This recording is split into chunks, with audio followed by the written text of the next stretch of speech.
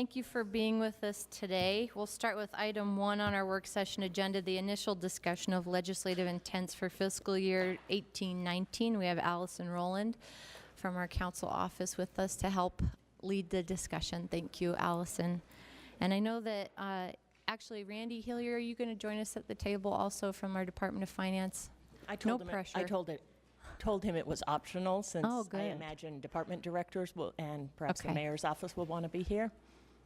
And I see many of them in the audience. So, council members, let's tuck in. We have items A through N, and if we don't get to finish them, I'm going to cut this off at 2:30. So we'll go as far as we can, starting with A.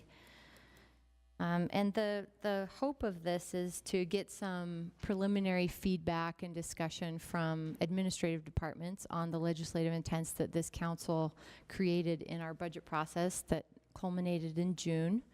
And some of these are tied to specific council members. Some of them we were all bought in on. And so because legislative intents really don't necessarily have a lot of teeth attached to them, but they do have a great deal of intention. We wanted to have these conversations early on before the next budget is created so we could know where the departments are at.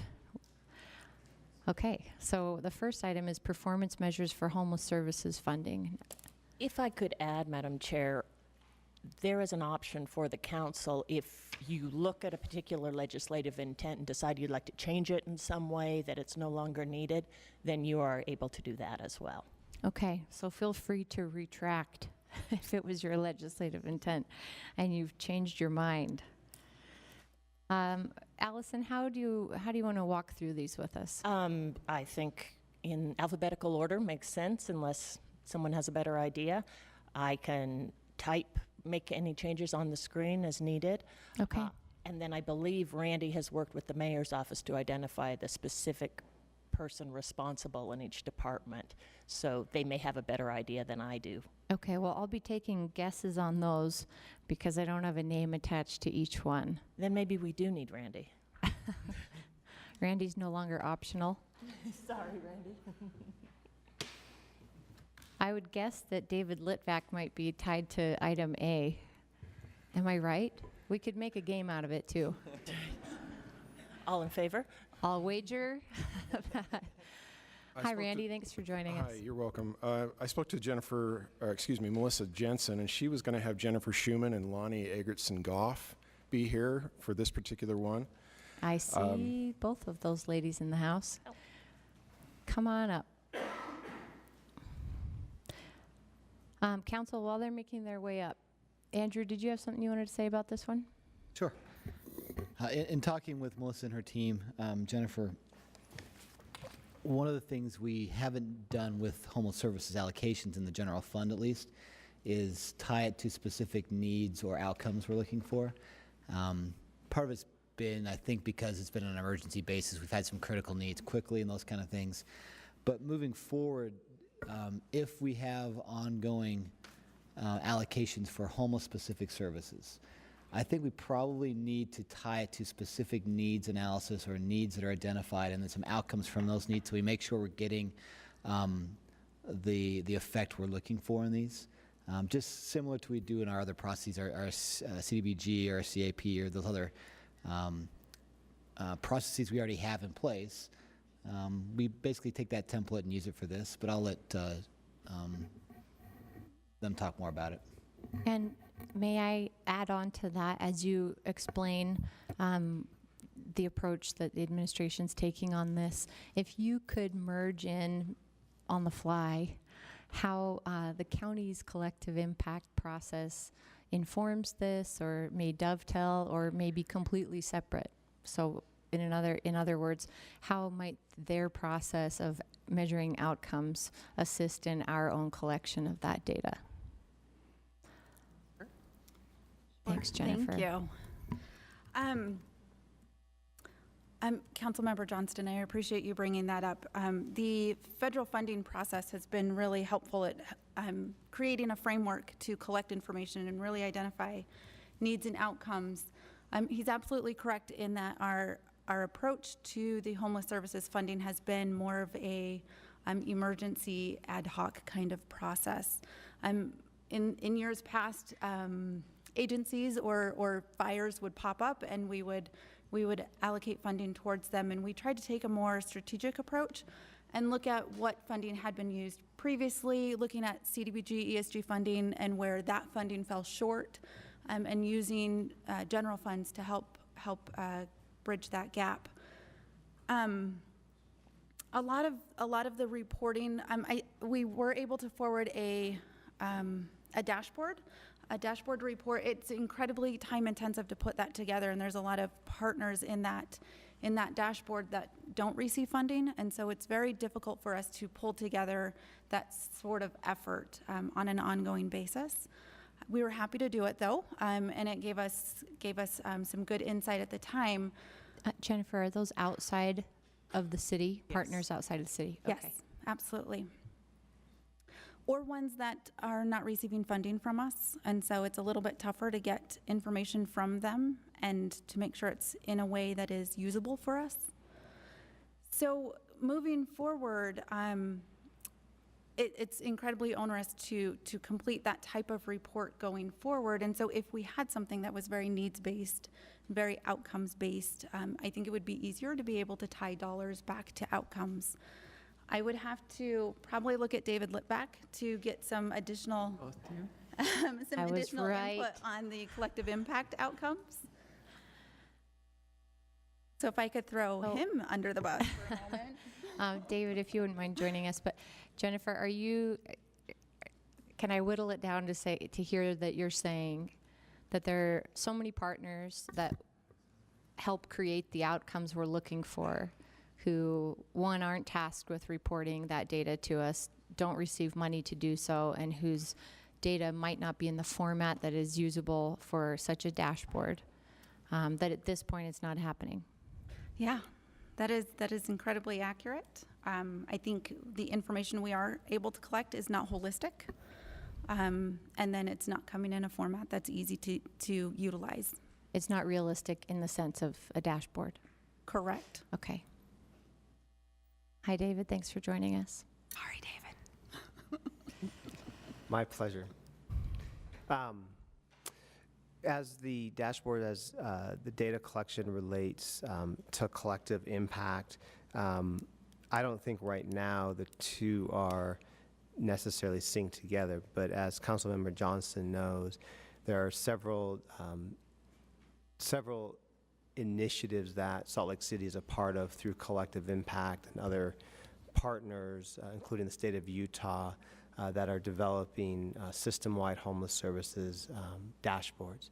The state of Utah, about a year ago, unveiled a statewide dashboard, and we are right now, through collective impact, working with the Romney School at BYU, I believe, with a much more tactical, I guess be my word, dashboard where collective impact, providing particularly to Shelter the Homeless Board, would have data that would allow them to adjust programming on a regular basis and funding for programming. The BYU, the Romney Institute, is developing that measurement tool right now based on the 14 outcomes established through collective impact. And it's meant to be kind of where you would receive a score and then be able to dig deeper into it. That is in the very beginning phases of the development, where the Romney Institute, and I apologize, I can't remember the professor who's leading this initiative, is working with collective impact and the various stakeholders to determine kind of rankings of what are the most critical core outcomes out of those 14 to start with. Councilmember Kitchen. Thank you. That's really interesting, David. I've heard a little bit about this, but I would love some follow-up information on what the Romney School, you said of Business? Romney School of, it's out of BYU, right? Yeah. It's public administration. Public administration, thank Public you. admin, Yeah. okay. It'd be nice to have a written briefing on that, and if there's an opportunity maybe for the city's departments or divisions to tap into that and maybe even modify it for our own specific needs within Salt Lake City proper. Because I was just going to add that maybe there's an opportunity for a partnership with the University of Utah, but if a lot of this work is already being done by BYU, then maybe there's a natural partnership there. Yeah, and I'd also add to that, council member, the work that the state's also doing with the dashboard and wanting to make sure that Is that a different dashboard than the tactical tool that's being developed? Yes. And they will not merge?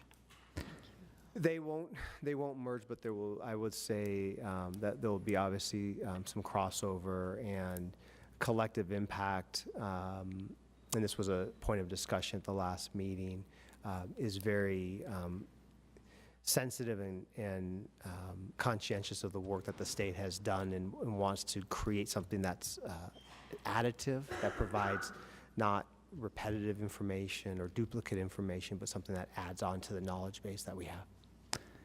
Madam Chair, the state dashboard is Homeless Management Information System, HIMIS, and it's based on federal guidelines that have very, very clear and succinct outcomes, one of which is the amount of time you spend in an emergency shelter, how many folks leave within a certain amount of time, how many folks come back to emergency shelter within a certain amount of time. But there's only 4 core ones, and they're very outcomes about housing, period, which is really the point we're trying to get to in homeless services. However, based on all the factors that limit the ability for us to have housing for everybody, part of the initiative to get this more targeted outcome measure that it's piloting is brand new. They've never had anything like it before, so it's going to take some time to get this working. I think the intent of that was to have a larger number of factors that went into it and then whittle it down to one number. File it down saying, how are we doing, period, in the whole system? There may be some issues in just doing that. I think it was meant to sort of give people without a lot of time an idea of where we're at. And then, depending on the score, you could sort of drill down into that and find out where in there we weren't doing so hot that would bring down the score, for instance. I think that's a little ways off. In my view of this, we're on the state homeless coordinating council, makes state allocation of money for homeless services. We're on collective impact as a city. You're talking about the administration, the mayor. We're on the Shelter the Homeless Board. We're on we're in these places.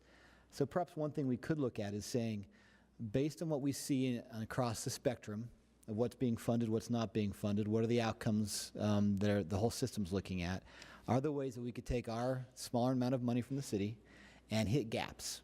And then we can just, through our RFP process, we could say, here's a gap we're going to hit, here's the measure we're trying to get to as part of that bigger thing.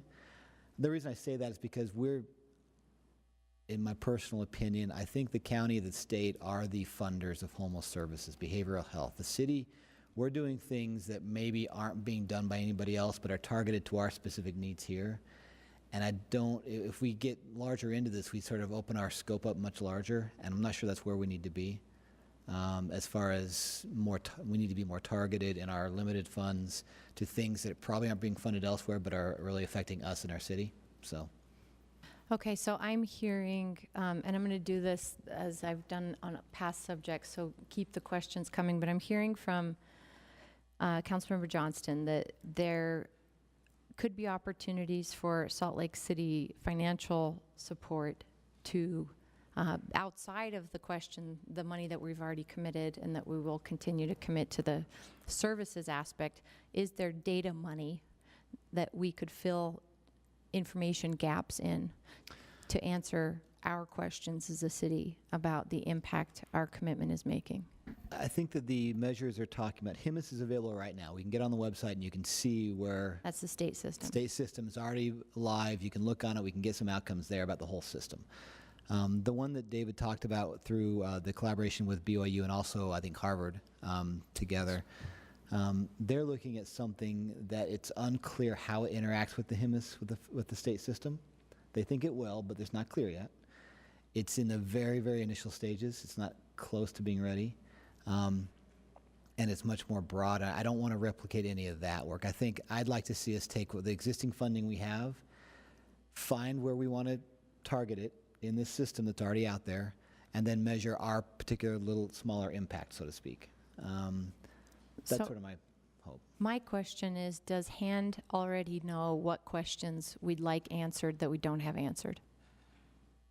That a system or a collaboration with a system might be able to help us fulfill? I think collaboration with a system would be helpful. I feel like our approach right now has been very kind of knee-jerk reaction. What is it the city, what outcome are we driving to? What specifically are we trying to address with our funding? And currently, part of our funding is going to pay for services to help keep areas of the city clean, and then other funding is going to provide services for like the day center, right? So those outcomes are very different.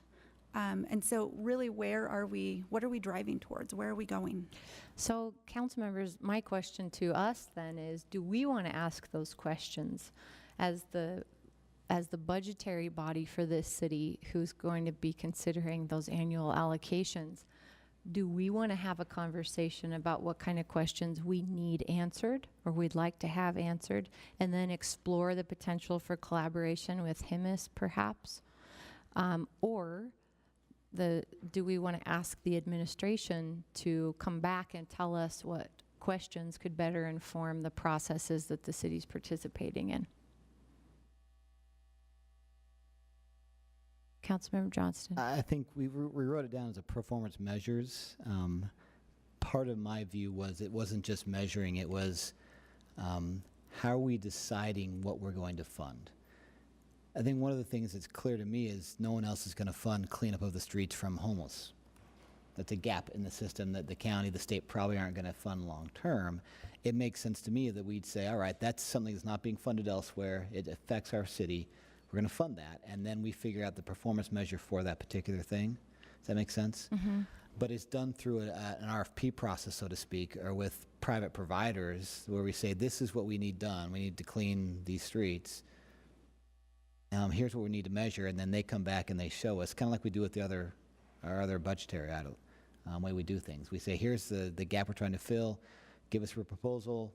They give us the budget, et cetera, et cetera. They come back and report on it every year. They re-up for the funding again.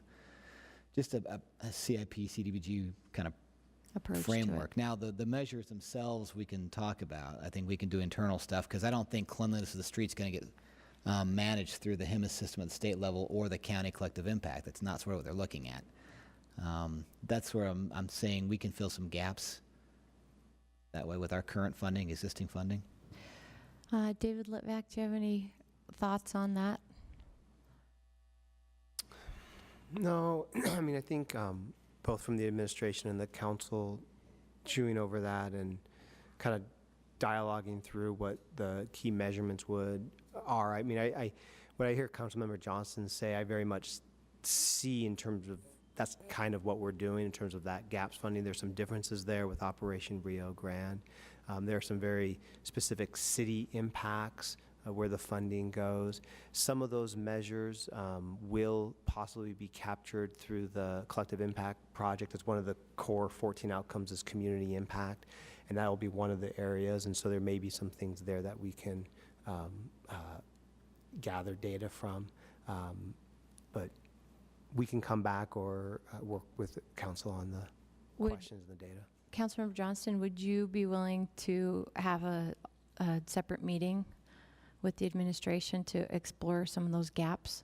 I know that you serve in our capacity, in the council capacity, on many of those boards. We go to a lot of meetings together, so we can probably follow some time. Maybe you have the same questions. Yeah. Okay. Anything else on this item? Councilmember Kitchen, I like your idea of having a briefing on the state, the HIMIS system, and perhaps that Romney BYU tactical tool that's in development still. Can we work with the administration to set those up? And it'd be, I think, best to do that at the same time, set those two up at the same time. Okay, great. Anything else, council members? Thank you. Then let's quickly touch on item B. We made it so far. Yeah, I sort of did the math, and it would be an average of 2 minutes per item, just It's not going to happen. as a rule of thumb. Okay. So, neighborhood safety program for homeless resource centers. We asked the administration to consider options for creating safety programs to offset negative consequences, similar to the Downtown Ambassadors program, to serve neighborhoods where the 2 HRCs are planned. Should we play our guessing game again? Lonnie? Hi, pull up a mic if you would. So we have been working with Downtown Alliance on Downtown Ambassadors program. Pull that mic right up Sorry. so everyone at home Is can that hear better? you. Can you hear her in the back? One? Yes, you're good. Okay, good. We at HAND have been working with partner Downtown Alliance on Downtown Ambassador funding, working with liaisons for the mayor's office and on other entities that are working on the Homeless Resource Center plans as those come on board. I don't know that we have, I know Jen has some ideas about this, that she and I have talked about. I'd love for you to pipe up. So as we think about the ambassadors and how they've served the downtown area, if we're looking to replicate that in the Homeless Resource Center area, thinking about the businesses that are around there, what the needs are of those specific regions, it certainly is something that can be done, right? But it would probably look and feel a little bit different. How's that? Well, the draw to the area is different versus the core downtown area. There's different types of businesses. More neighborhood residential components too. It's very much more residential as compared to the core downtown area. So the feedback I hear is that it's a great program. It's working well. Anytime you launch a pilot program that intersects with the homeless community, there's always questions about how that's going to work. The feedback and the reporting that we're getting is that it's very positive on both the businesses side and on the homeless community side. Once you get past some, challenges and barriers, right? So certainly creating a similar program around the other, the 2 HRCs is a great idea. That doesn't get us very far, though. We're looking at a May 19 opening. So are we exploring we didn't fund 50,000 of the 200,000 needed for the Downtown Ambassadors program, which gives me some concern about whether or not the administration's going to propose expanding the program or contracting with another, management entity. But beyond hope, where are we at? So, Council Chair Mendenhall, if I can add, one of the, I believe we've discussed this a little bit at past council meetings. We are right now, the administration is engaged in the neighborhood action strategies. So looking at the needs, I can't remember if I always get this wrong, but like a quarter mile or half mile radius of the new resource centers, looking both at real closely at what the infrastructure needs are and some of the projects that are already kind of in the pipeline, as well as things that we have not thought about in order to have the success both for individuals experiencing homelessness and the community. Really through the efforts of various departments, the mayor's office, RDA, we now have we're going to be working with a consultant on developing those neighborhood action strategies. Part of that, along with the infrastructure, are questions about safety. So I think it's premature to say whether the Downtown Ambassador or a program like the Downtown Ambassador is a good fit, much to Jen's point, with that, with those specific neighborhoods. But I anticipate that those kinds of questions will be asked and answered as a part of the neighborhood action strategies, and that we would be coming back to the council with recommendations. And when does that neighborhood action strategies consulting work commence? Hopefully very soon. We have consultants selected and just finalizing the process and the implementation of that and the contract. And similar to the Midvale Family Shelter that has state funding to hire or to employ a 24-hour police officer, do we have any of those kind of arrangements in place? That funding from the legislature, the first year was specifically for South Salt Lake and Midvale. This fall, there will be a grant process for cities, for expanded cities, Salt Lake City, St. George, and Ogden, along with Midvale and South Salt Lake, that will be able to apply for that state funding. A But competitive the first year was process. just, yeah, correct. So Madam- there, Sorry. go ahead, Councilmember Johnston. I have an idea perhaps that might help this a little bit. Since Shelter the Homeless hasn't picked the actual operators of any of those shelters yet, they should be by the end of October-ish. It's kind of fuzzy about when, but by the end of October, and each of them will be responsible to implement the conditional use requirement of having a neighborhood advisory group that'll meet I think quarterly, if I remember right, after they're open. One thing we may want to ask is for as soon as the operators are chosen, we request Shelter the Homeless to have them start those meetings before opening the center, to collect neighborhood feedback and get specific needs that they're identifying from the businesses, the neighborhoods, the residents, and maybe have those as part of the targeting initially to get a sense of what definitive things they're looking to have. It might help us get some information and get some direction to us. That's a great idea. Let's, council staff, can you help me note that as a follow-up for this? Absolutely. Thank you, Councilmember Johnston. Madam Chair. Please go ahead, Councilmember Rogers. I just have a follow-up, and it's just something that just was brought to my attention, is that Councilmember Johnston and I, we were grateful to the administration for coming to a town hall meeting that we held last week in regards to the impact of Operation Rio Grande. And to me, it almost seems like this really could be one of those things that could be implemented where we have those impacts. You know, along North Temple, where the Gateway Inn is this is, to me, is another, I know it's not an HRC, but it is a community that has been severely impacted by Operation Rio Grande. So I'd love to see this, not only for HRCs, but in these hotspots that developed, maybe this is another way that we can help communities with the impacts of what we see on the street. Yeah, and the predictable withdrawal of the Highway Patrol resources that are in the Operation Rio Grande function right now, and the fact that they won't be next year after the closure, right? So we'll look forward to hearing back about that consultant work that will be happening soon. And I hope I speak for the council when I say that I think we share the desire with the administration that we not need to react in a knee-jerk fashion for the opening of these resource centers and whatever the needs of the communities may be, so that they can be healthy and supportive and supported of the HRC. So we'll look forward to your proposals around how to do that. All right, council members, with that, we're going to have to come back to this list, and we thank the administration and all of those from other departments who didn't get to come up. Thanks for being with us today. We're going to move on to item 2 in our work session, which is our CIP, our Capital Improvement Program overview.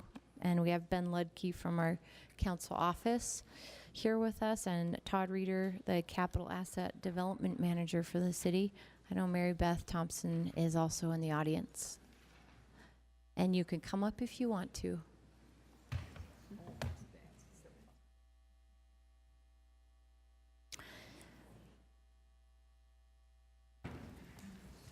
So, council members, we have CIP that we always take on in September, October, after our budget process is completed, and we're looking tentatively to take action on our CIP budget October 16th. So we have a few meetings between now and then to sort this out.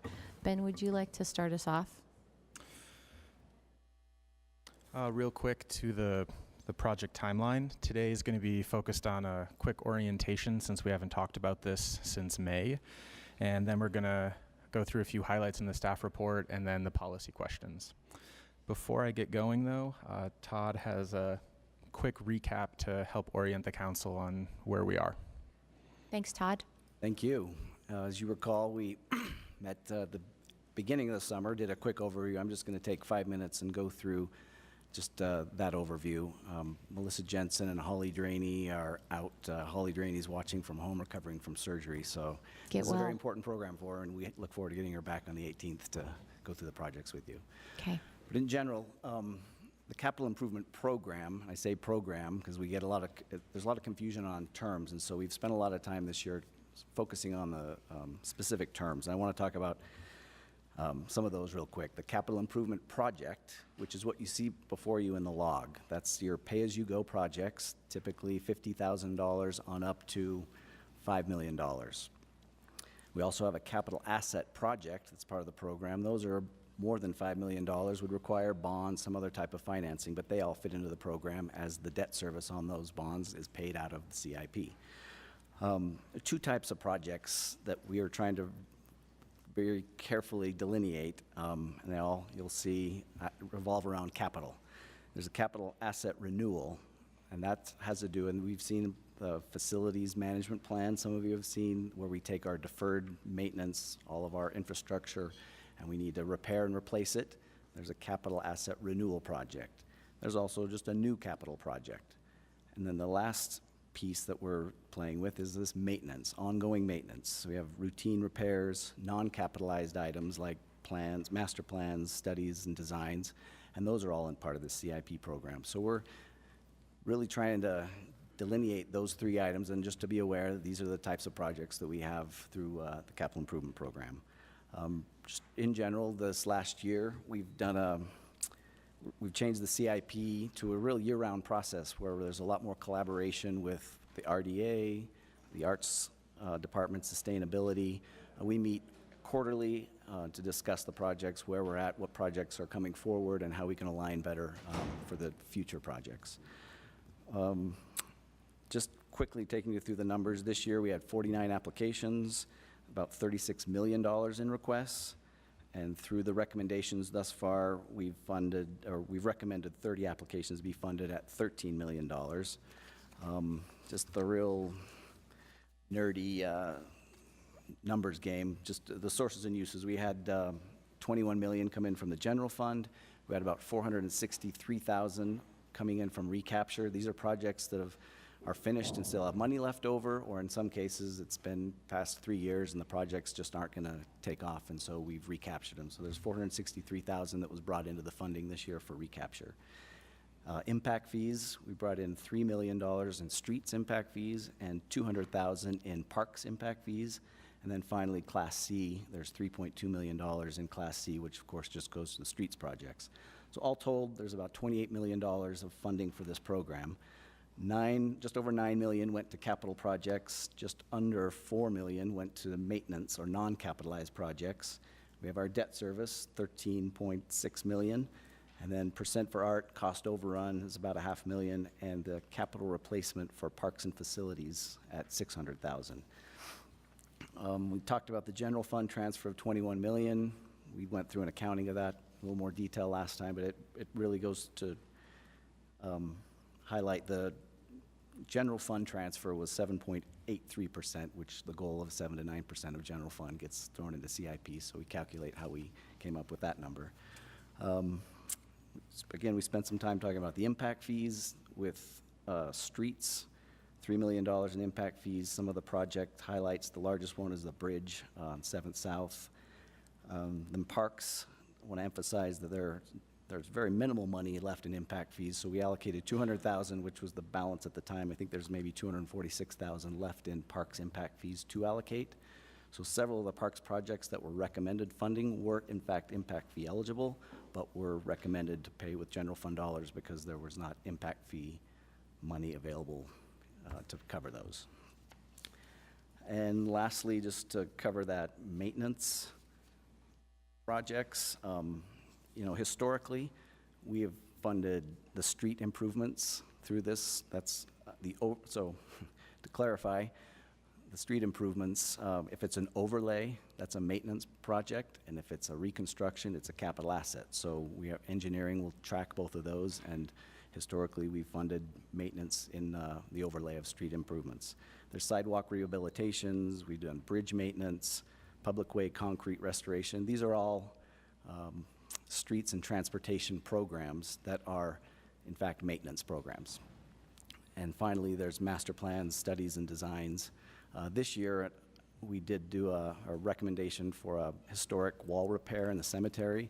which is a maintenance project, but that's a parks project again, maintenance. So that was a real quick overview of the program. The last thing I'd mention is that log that you love to get into, and I know in the next 2 weeks you're gonna just can't wait to work through that. It's a monster, and it's organized by capital projects that were recommended, maintenance projects that were recommended, and then capital projects that were not recommended, and maintenance projects that were not recommended, and then in each of those categories, each department.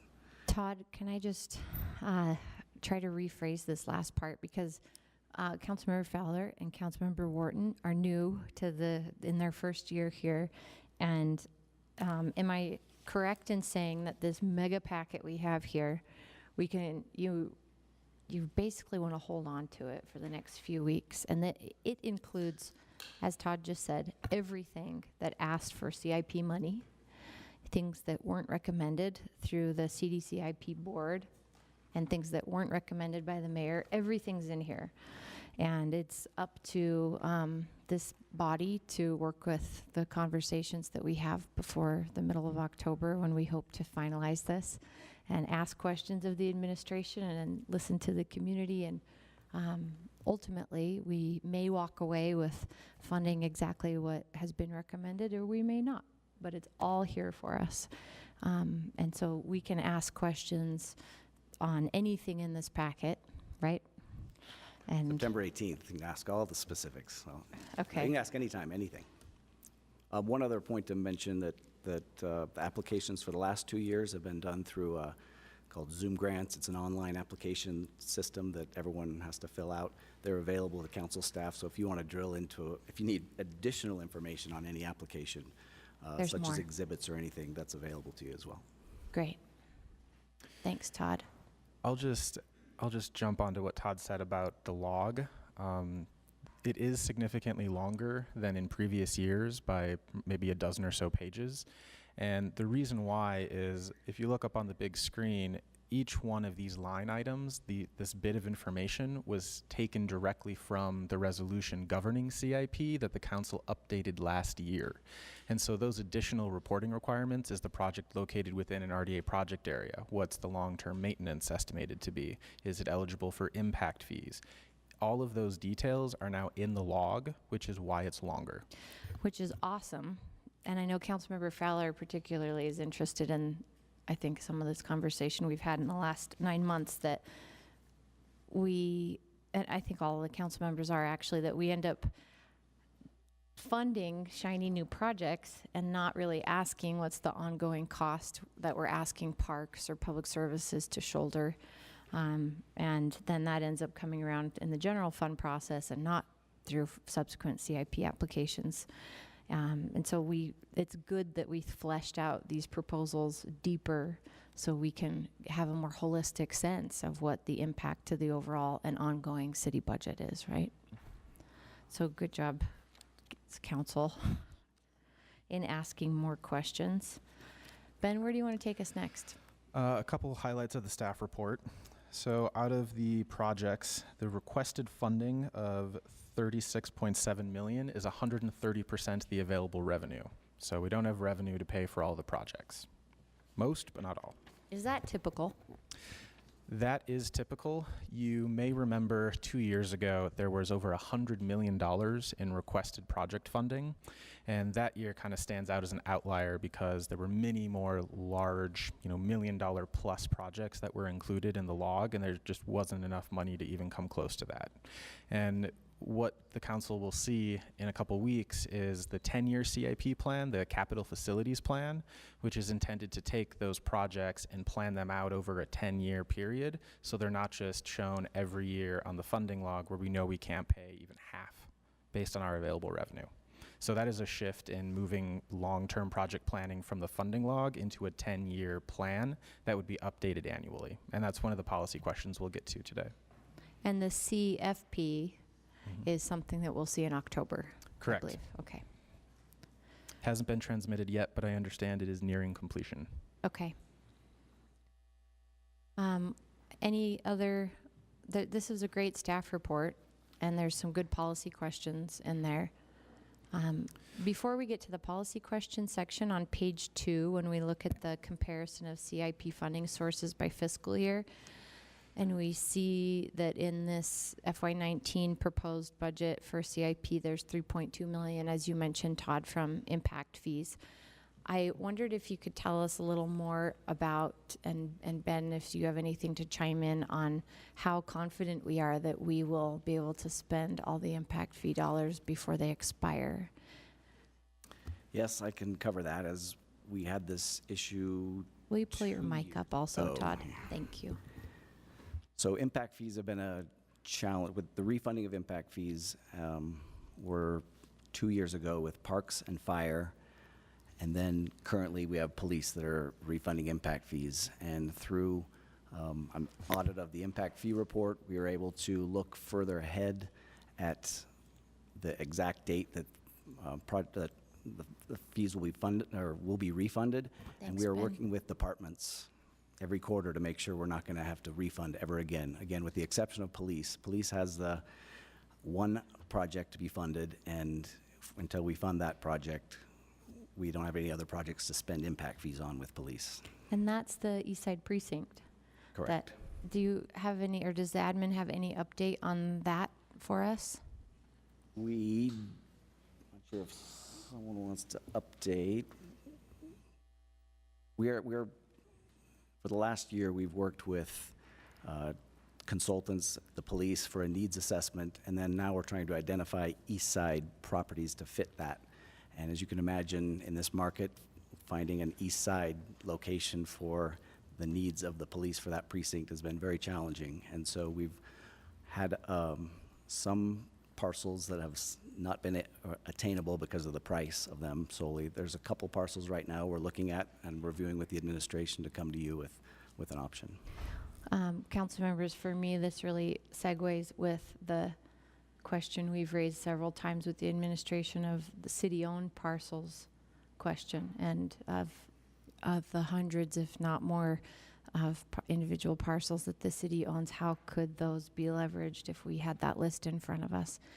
I'll leave that rhetorical at this point, but I think it'll come up again unless other council members want to chime in.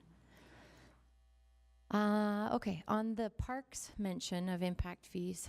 So the parks, the last 2 years, we've allocated parks impact fees, and they've been spending parks impact fees at a pace that keeps them away from refunding. I don't have the impact fee report right in front of me, but they're not due for a refund until 2020, I believe, because we're spending much further out than what we're taking in. I see Kristen Riker in the house, and I guess I had a question when you said that there are some parks projects that are impact fee eligible, but there hasn't been sufficient impact fee parks dollars, and so general fund money has had to step in to fulfill some of those projects. I wondered about the big piece of impact fee money that we set aside for a downtown park acquisition, and I understand there's some difficulty, as there is with East Side property, in finding such a parcel or an opportunity to create a park with that money. And I wondered if the Parks Division might desire to have some flexibility with that money where you have parks projects that are impact fee eligible. You know what I'm saying? Yeah. This is Kristen Riker. Thanks, Parks and Kristen. Public Lands Director. Thanks for asking this, and I'm really glad you asked it now, because I do have a 3 o'clock meeting that I have to get to. But so regarding the downtown park funding, we have aggressively, right, Todd, been looking. I've been bothering Todd a lot over the last 3 years, looking for a downtown park parcel, and quite honestly, the 3.44 million, if we even put it all together just to acquire the land, it's just really not enough to do anything more than a pocket park, to purchase a pocket park. And we were really hoping to do something a little bit larger than a pocket park. And so in looking at this, I guess my hope for this funding would be that council would consider using this funding in such a way that we could have a big impact for the city. And by that, I mean it's very rare that we have $3.4 million to put in one lump sum towards the Parks Department, towards a project. And I think there's a lot of very viable projects that this could go towards. But I think that my request would be to consider looking at using this funding in a lump to make an improvement, in a significant improvement to the city, whether it's purchasing a park, which would probably take more money, or building onto an existing park, creating a better park within a park that we already have. The one that always comes to mind is Pioneer Park, and making some real positive improvements there. That is our downtown park, and right now it needs a lot of love, and I think we could do some things in Pioneer Park that would be impact fee eligible and make a huge difference. We've already started our existing project. But there's other areas too. It doesn't have to be there. It could be, as it says in the staff report, it could be the fleet block. It could be, there's probably 100 that all of you can think of. My fear is just that the funding would get split up into 10 different projects, and it would be 10 great projects throughout the city, but it wouldn't be as impactful as putting the money in one area and creating something really great for the city. Okay, thank you for coming up impromptu like that, Kristen. Bet. I think that I would be really interested to see a proposal that is a public-private partnership that leverages our 3.4 and all the other investments we make much farther with downtown partners. And so we'll look forward to those conversations. Great, and I'd be happy to put together a list if that's something you're interested in. Sure, absolutely. Okay. Thank you. Thanks. The last one to mention is just streets, that the administration's currently looking at the impact fee plan, possibly amending that for the Northwest Quadrant, looking at the implications of the Northwest Quadrant and how it plays on the impact fee plan.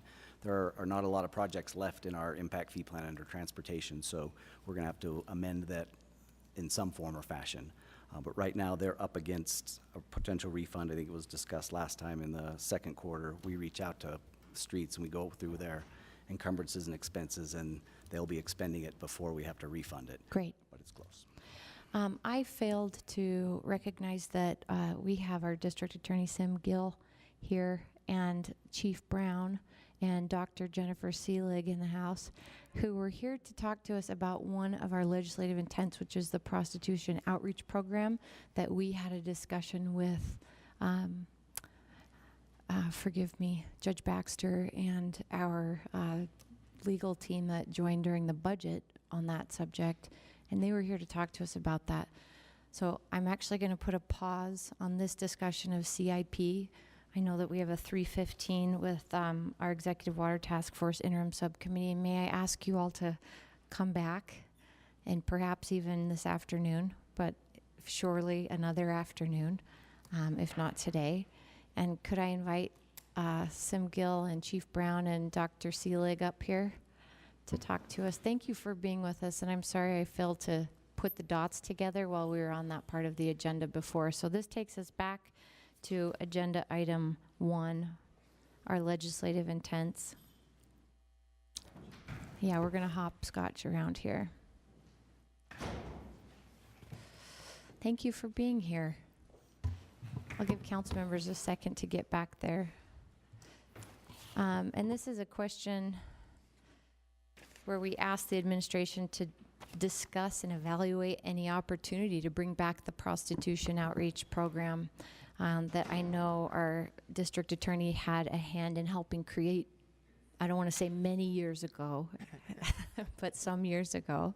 And also Dr. Seelig was with the city at the time, I believe, and had something to do with that as well. And Chief Brown, you were on the police force at that time, so I was, yep. in many ways, you all know exactly and far better what I'm talking about because I wasn't here then.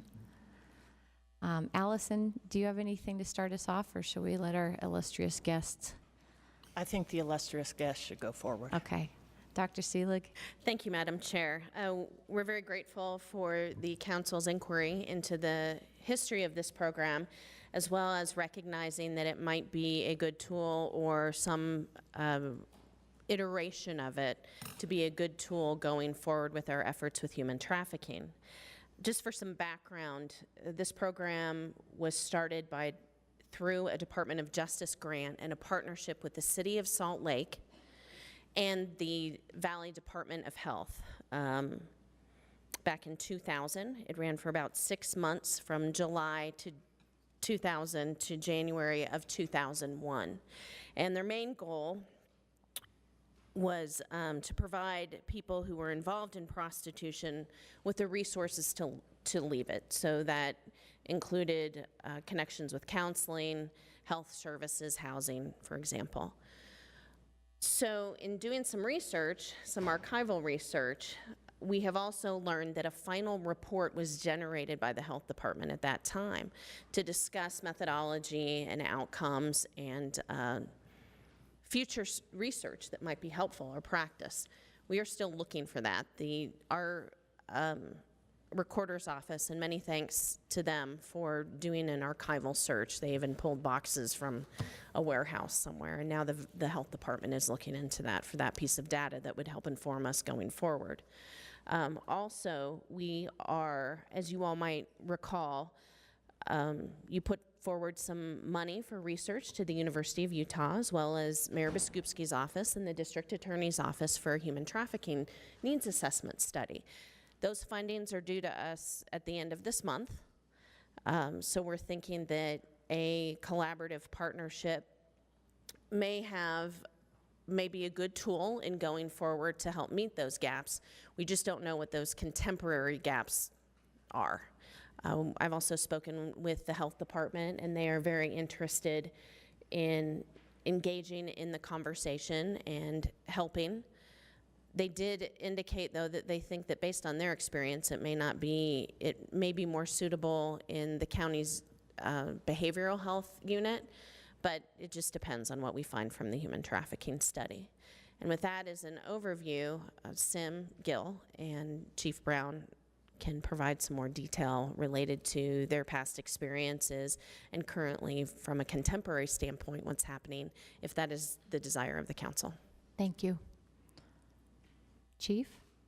Just go down the row. You know, I tell you what, back in 2000, I think I was a SWAT guy, motor guy.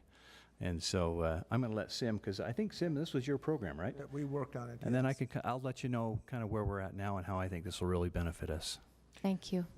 So, Madam Chair, the underlying basis for that really was a series of programs premised on the idea of restorative justice. And the theory behind restorative justice was that when injuries happen, when crime happens, it causes injuries to victims, offenders, and the communities in which crime occurs. And justice is really the repairing of those injuries. So it was a very holistic approach. And what we found out at the same time, we also created a series of other programs, including our Johns program, and this was as a complement to two different populations. What we discovered early on was that when we dealt with this population, we were focusing on issues that pertain to often issues of substance abuse. There were also a substantial amount of mental health needs. Unfortunately, a lot of the women who were involved in this were also victims of sexual trauma in their histories. So we learned that those were issues that we needed to address. We saw some deficits which were in the areas of transitional housing, as well as to address their issues of physical health needs as well, hence the partnership with the health department. Initially, it started out as a harm reduction approach. The idea was to empower these women, to help them address issues unique to them. If it was substance abuse, mental health services in a safe environment without any kind of judgment. And then the other complementary piece of it was that as we went forward with our Johns program, which was a 10-week program, in the middle of the program was taking some of these women who were in transition and feeling empowered to come to one session where they actually came to the Johns program because there was such an objectification of women in the context of how Johns were interacting with them, and it was really a very powerful piece of that conversation when you have somebody, when the men would sometimes say that she likes it, I'm just helping her out, there's a victimless crime, to actually have a person who is on the other side talking about how this is really driven by their heroin addiction or how it had an impact on them. And this was not something that they enjoyed or were participating. So it was a really powerful piece in that sense. And so we found some great initial success, but the continuity of it was limited from, I think, a long-term policy commitment to recognize the full scope of the issues that were confronting some of these women, specifically the transitional housing piece as a complement to the mental health support that we had. We also used our mental health court. Often, sometimes when law enforcement would go out and would make these arrests, we used that as an opportunity for diversion to help these women so we could get right to the core issue of their mental health services and needs that we had. And we had multiple participants in mental health court who also participated in the prostitution outreach project because we had that access to mental health court as a viable alternative as well. So I think at that time it was ahead of its time. The chief and I have been talking about, as we go forward, how we may want to look at some pilot projects. As Dr. Seelig mentions, we are waiting for the human trafficking report to give us some insight. And we've also, the chief and I have talked about other opportunities that we can use in terms of certain cases where we could do field diversions on some of these cases, hook them up with our community connection center that the city has worked on for wraparound services and opportunities. If we can track some of these cases, then we can certainly, from a prosecution perspective, to me it's an easier thing to go ahead and participate in that diversion if there's an opportunity for assistance, as long as we can track those cases. But the challenge really is going to be on sort of that institutional commitment for these resources, the most critical one being transitional housing. Can I just chime in that I think there's never been a greater opportunity with Salt Lake City to talk about particular housing needs for demographics that have been underserved in the past. There's never been a better time in this city. Absolutely. Yeah. And then, Madam Chair and Council, to roll it forward, it was a great program. It filled a niche. It filled a need that we desperately were looking for, and we still need it today. We have a very good organized crime unit that works weekly, trying to address these problems. But so many times they're making an arrest, and that's where we leave it.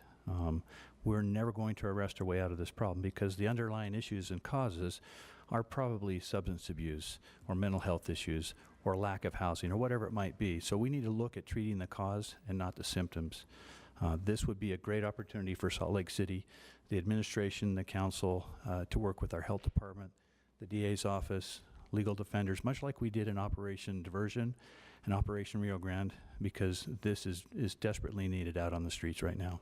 And if I may just add context to that, this really came about also in the context, Madam Chair, that when we looked at the issue of commercial sex work that was occurring in our community, we could break it into 4 categories. We had one group that were being pimped and exploited by those folks who were looking at it as an abusive sort of impact, so we went after them in a very different way. We had what I would call sort of sex trade that was occurring under the legitimacy of business under some of the massage parlor / escort businesses. The motivation there was an economic one, and so we had a different strategy for that. The third category was what we would call our commercial workers who were on the street, and their reality and motivation was fundamentally different than the first 2, and there was a genuine gap that was identified then, and I think continues to persist to this day, because their needs are fundamentally different organizationally. And then the fourth category was what I would call sort of economic survivors. That was the rarest of them all, which would occasionally come out and work the street because they had to pay the electric bill or something, and it was episodic, but they were not in the commercial sex trade with any kind of continuity. So once we identified the 4 categories, we had to come up with some very specific strategies, and this fit into that third category. And what we learned was that there was a lack of infrastructure of support for these women who found themselves either homeless, without the physical health needs, often with the substance abuse issues and or unaddressed mental health issues. So their complexity was far more nuanced than the other three categories. And as we think about any opportunities, I think we need to go in there with those our eyes open that it's going to require a kind of a structural support that some of the other categories of participants in the commercial sex trade already have in place, but we're lacking for this particular subset. I think that the conversation, I'm grateful that the conversation on a community-wide level has grown incredibly, and that we are not the only ones having this conversation about the need of this particular demographic. I know that the Junior League has coalesced a stakeholder group that many of us participate in to look at addressing the suite of needs, so to speak, not just the judicial and the restorative justice components of it. I wonder if you have any information of, since the last time it happened, it was with a grant from DOJ. Are there any current grant opportunities that could help this collaboration to happen? I don't know. I think there are always problem-solving grants that are out there with DOJ. I think it might be worthwhile for us to explore what grants are available. But I would also suggest that if those grants are there, that would be fantastic. But even if they're not, take, for example, if we did it as a pilot project to shore up our community connection center, as well as an opportunity for field diversion on these cases in a concerted way, it would not only alleviate some of the pressures within our court system, but it would also provide certain options to law enforcement in the field, as well as just a continuity of services for our community connection center. So I think the critical mass is there. The issue, and we may already be funding some of these aspects, so the resources are there. I think it's simply coordination of some of those resources. So I would say, yes, we should look for those grant opportunities, but even if those grant opportunities are not there, there may be some additional benefits for us to derive systemically by committing ourselves to this model. And Madam Chair, just to follow up on that, I don't think we should wait for monies.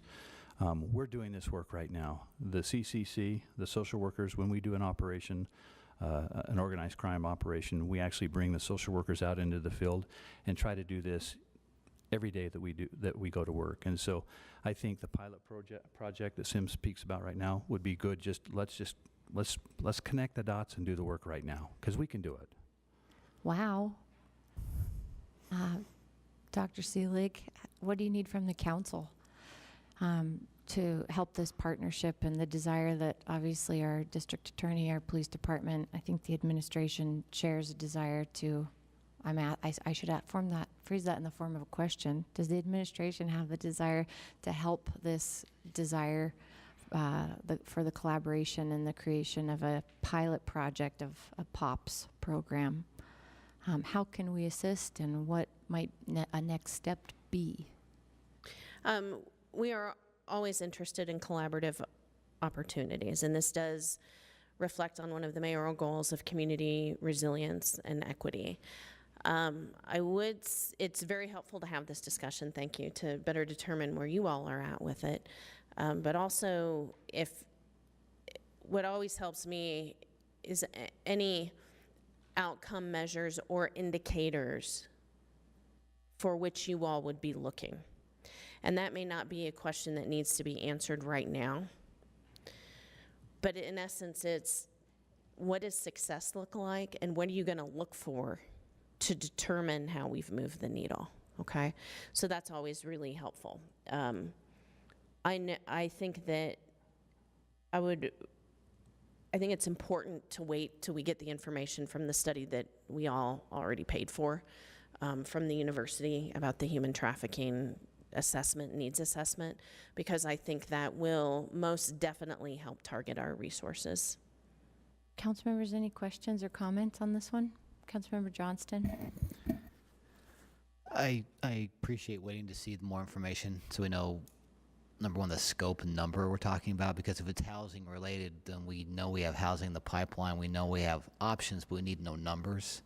I think there may be, depending on the type of housing we're looking at, there may be opportunities in the current homeless revamp to look at if we need transitional options, not permanent options, but transitional. There may be beds available for to be bought essentially. So they're always available instead of waiting in line kind of thing. That would be a financial ask of the council, I'm thinking. But we need some numbers, like you said, to understand, are we talking about dozens? Are we talking about fewer, more? How often? Because if you buy, say, a detox bed or a women's resource center bed or something like that, a women's resource center, but something along those lines, do you need it on a daily basis? Do you need to hold it open for periods of time? Those are some of the details that would be helpful to know, so we know from the financials how much we're talking for money and where that might come from. Okay. I would just add that I think. Sim, will you pull your yes, mic up? Thank you. I would also add that I think we need to go in there with our eyes open, that this is the highest risk population that you're talking about. So it is going to be a little bit more intensive in terms of what the experience that I learned from this was, that you need to have a continuity of contact and availability of resources for this population. And you have to approach it in a layered approach. Your first response might be a harm reduction approach in terms of initial contact. Second one might be a more structured approach in terms of access to services. The third one, then as you continue to escalate into the model, it's more structured, and you begin from a access to treatment at will to a more structured option if they find themselves in the criminal justice system, and you have to open yourself up to the full gradation of options depending on where that person finds themselves and what their motivation might be. So in that sense, as you scope it out, that is a little bit more intensive in structurally building that model, because they are the most demanding population that you will deal with. There's a reason why people have not historically gone out to support this population, because they require a level of policy commitment and resources and patience, which sometimes as we look for results, we want to have a very neat little success model here. But success is, in a harm reduction approach, is if I can get you into talking about treatment when you're not thinking about treatment, that's a success. If I can get you to going into an inpatient and you leave within 48 hours, that's still a success. Now I want to have you be there a little bit longer. So it requires a different kind of mindset, but it is much more intensive. I want to be respectful of our next agenda item time, and thank you for being here. Could I ask as a follow-up that after the needs assessment report comes back, that I would love to volunteer, Councilmember Johnston, I don't know if you would like to attend a meeting. I'd be happy to host a meeting where we could pick up the questions or the gaps identified in that report and reconvene this conversation. Absolutely. Sure. Great. Thank you for the opportunity. We'll hope to do Yeah, that in thank you. October, November then. Thank you for being here And if today. I may I just want to thank this council for actually having conversations, and the administration, because these are such important issues, and sometimes we don't talk about it. So for me, I genuinely appreciate this opportunity. Thank you. I genuinely appreciate your partnership over a decade, more than a decade, Sim, in identifying human trafficking needs and bringing them to a public and light conversation, and being willing to explore new partnerships and new ways to serve this population that is, as you said, with the greatest needs, the highest risk. Thank you. Thank you. Thank you, Dr. Seelig. Thanks, Chief Brown. Thanks, Thank you. Allison, for coming back with us. So in our game of hopscotch, now we're going to jump to item 3, the Executive Water Task Force Interim Subcommittees update. We have 30 minutes. We have Sam Owen from the council office, our policy analyst, I believe Laura Briefer, our Director of Public Utilities, Cameron Deal, the Executive Director of the Utah League of Cities and Towns. Thanks for being with us. And Lynn Pace. Are you here, Lynn? I'm sure Lynn will be here in a minute. Our Senior Advisor to the Mayor. Come on up. Thank you all for making time to be with us. And Cameron Deal, thank you for making time to be with us a couple times. Thanks. Sam, would you like to start us off? Absolutely. Thank you, Madam Chair. This summer, after the 2018 general session of the legislature, at the request of the legislature, the Utah Department of Natural Resources Director Mike Styler convened a number of working groups to study some of the issues that had not been resolved, that had come up but had not been resolved during the session. and the administration. And Executive Director Cameron Deal from the Utah League of Cities and Towns is here to brief us about the discussion as it's taken place so far in those working groups. And the topics include the extraterritorial jurisdiction of Salt Lake City and other cities of the first class, the surplus water sales question, constitutional amendment related to surplus water sales, and private property conservation. So with your leave, Madam Chair, I'll turn it over to Laura Briefer, I believe, to. Good afternoon, and thank you for allowing us to brief you on this topic today. We have had a very busy summer in this interim legislative session, looking at a number of different water policy issues based on some of the items that were brought up, as Sam mentioned, over the last legislative session. These items included the extraterritorial jurisdiction piece, as well as a potential constitutional amendment, some legislative changes that would be a companion to a constitutional amendment, and some discussion about private property in the Wasatch Canyons. I just want to say a note on process. The expectations from these subcommittees is to provide recommendations to the legislature in October. And after all of this work has been done by many, many people, many hours spent. And then, we'll see if those legislators will take those recommendations. I should also, another note on process, after having attended almost every single subcommittee meeting, I do want to tell this group that I am very impressed by the balance of the subcommittees, the type of discussion that's happening, the tone of the subcommittees, something that started up really as a target regarding Salt Lake City's water policy practices has brought the community of municipalities and municipal water providers together to talk about these issues much more in depth. So all in all, it's been a pretty good experience. With respect to the extraterritorial jurisdiction subcommittee, there were a couple of items that we've been talking about in that subcommittee. One item is a question related to the jurisdiction of first-class cities if they extend their watershed protection jurisdiction outside of county boundaries. I think we've come to a solution on that in working closely with other counties such as Wasatch and Duchesne County. Another piece is whether or not the legislation or the statute should contain some kind of definition of what is pollution, and I think it was agreed in our subcommittees that those definitions of pollution really are already in state rule under the state's Water Quality Act and Safe Drinking Water Acts, and there's not a need to add them into a different part of the statute.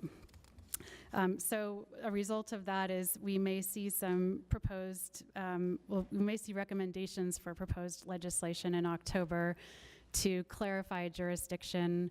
Of note, it would be a clarification that should a city of the first class wish to extend its jurisdiction for watershed protection and water pollution prevention outside of its county of origin, it could only do so by some type of formal agreement with those other counties or cities that have jurisdiction. Laura, may I ask a question? That's not for new agreements going forward. That would be retroactive to existing agreements as well? It doesn't say whether it's proactive or retroactive, so that's a great question. But it doesn't include what's happening in the county of origin of the city of the first class. So I think also another major legislation we could potentially see this upcoming session has to do with companion legislation to a potential constitutional amendment. Currently, the state constitution limits how cities can divest of their water rights or water resources or water works. Some have interpreted that language in the Constitution as limiting whether cities can supply customers outside of their municipal boundaries. And so there have been some suggestions to amend the Constitution so that a municipality may designate by ordinance a designated water service area that includes areas outside of their municipal boundaries. I bring that up because there are a number of items in this constitutional amendment and surplus water discussion that would require our city to develop ordinances or policies in the future should they be enacted. And that's just something for us to consider. Another piece of the surplus water conversation has been with respect to municipal rate setting.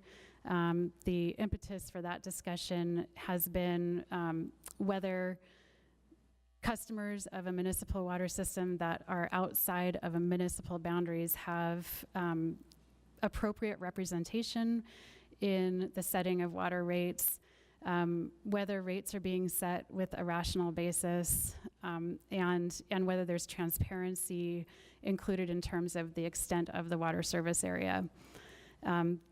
So there is some language, and I've provided to you what the existing proposed language is on all of these. It may change again as we have a few other subcommittee meetings to work through some of this language. So I'll stop right there because I know that the League has a nice presentation that goes through some detail on this too. One thing to mention about working closely with the League, these issues are not solely a Salt Lake City issue, and there are cities across the state that provide water outside their municipal boundaries, that protect their watersheds outside their boundaries for pollution and in order to protect water supplies and public health. And so many of the discussions that we've had affect cities large and small, urban and rural, and everyone has a slightly different take on it. So that's also an important note when we hear from the League. Thank you, Laura. Thanks, Cam, for being with us. And also, I know thanks to Rachel Otto for her work in these subcommittees. And she'll be here at some point. She had a meeting on housing, one of the quiet issues for us this summer. So she'll be here at some point. Thank you for the opportunity, Madam Chair, to speak to you and to the members of the Salt Lake City Council. And it's been a pleasure working alongside city staff, Laura, Lynn, Rusty, and others, Mike Reberg and others who've been heavily involved in this water conversation this summer. Laura brought up a very key point, and that is the conversation about water is not specific or exclusive to Salt Lake City. Now, at times it feels that way. And in fact, during this past legislative session, Laura referenced there were several bills that came forward, 3 of which in particular that set the stage for this summer's worth of discussion. House Bill 135 is Representative Noel's bill on watershed and extraterritorial water jurisdiction. It's important to note that when he first introduced that bill, it affected every city and town in the state. I went in to meet with them during the first week of the legislative session, armed with local ordinances from Panguitch to American Fork, to talk about what the language in his bill would mean for watershed protection across the state. Representative Noel greeted me and said, "Oh, I know why you're here. Don't worry. I'm excluding all cities except for cities of the first class." And so when I walked out of the meeting, I immediately found Lynn. I said, good news and bad news. Good news is 242 of the 247 cities are no longer directly impacted by the bill. The bad news is 5 still are. Yours is one of them. And we chuckle in commiseration when we, as the League, still oppose the bill. And we opposed that bill even though it was substituted several times. We opposed House Bill 124 up until the end, and then we opposed HJR 15 in large part because we felt like all of these bills were premature and were bypassing the important policy discussion that needed to take place. Unfortunately, there is a perception at the Capitol that local government is an obstacle to progress. And as you unfortunately know, that narrative at times seems squarely focused on Salt Lake City. In the case of water, you are not alone. And in all issues, you are not alone. That's why we're here as a league, is to try to bring this big picture perspective. We represent 247 cities and towns. There's just the quick background of our board of directors, which is expanding next week at our conference. Hopefully you'll all be able to join us for all or a portion of the conference. Then our executive board, there we have board members from all over the state who all of them are concerned about water. And so what we What we initiated at the beginning of this interim, I mentioned those 3 bills, is first we met with Mike Styler and Boyd Clayton to make sure we had municipal representation on each of the 4 study groups. And as Laura referenced, they were very responsive and very receptive to making sure that there was a diversity of voices in these water groups. So we made sure we had league representation from cities around the state on each of the 4 water groups. Then we sent a 52-question survey to cities and towns around the state, and those questions ranged from rate setting to water supply, water quality, and other things. Those 52 questions then gave us the basis from where to operate as we interacted with the 4 different policy subgroups. So for example, Laura mentioned that there are other cities beyond Salt Lake City that provide retail culinary water outside of the city. We had 47 respondents to that particular question, and as you can see, 23 of the 47 said yes. The survey closed at the end of June. Since that time, I've spoken with several other cities around the state who did not submit the survey, but who also provide water outside of their boundaries. For example, Brigham City provides water to the Procter & Gamble plant outside of Brigham City. So they're very concerned about any sort of legislative change on how you provide water outside of your municipal boundary, because that is a huge economic development engine for all of Box Elder County. Brigham City provides the water. As Laura mentioned, we are expecting legislation as of now, to address the extraterritorial piece and to address the surplus water piece in conjunction with the proposed constitutional amendment, which will have to go through the legislature and then ultimately be voted on by the residents of the state. On the extraterritorial side, there would still be a legal distinction between cities of the first class and other municipalities. That's current law. There already is a distinction about how far you can regulate and protect the watershed above your water sources. We've worked really hard in conjunction with Lauren and the city to keep the focus in this conversation on pollution control and watershed management. This is not about surplus water delivery. This is not about the supply to connections outside of the city or to users outside the city. We really want to keep this conversation about pollution. And on August 31st, which was the Friday before Labor Day, there was a meeting that morning, and is it fair to call it a breakthrough between cities, both on the Wasatch Front, cities of the first class, as well as cities and counties in Wasatch and Duchesne counties, about confirming how there is collaboration between a city of the first class protecting its watershed when the watershed extends beyond the county of origin. So that breakthrough happened just on Friday morning before the long weekend.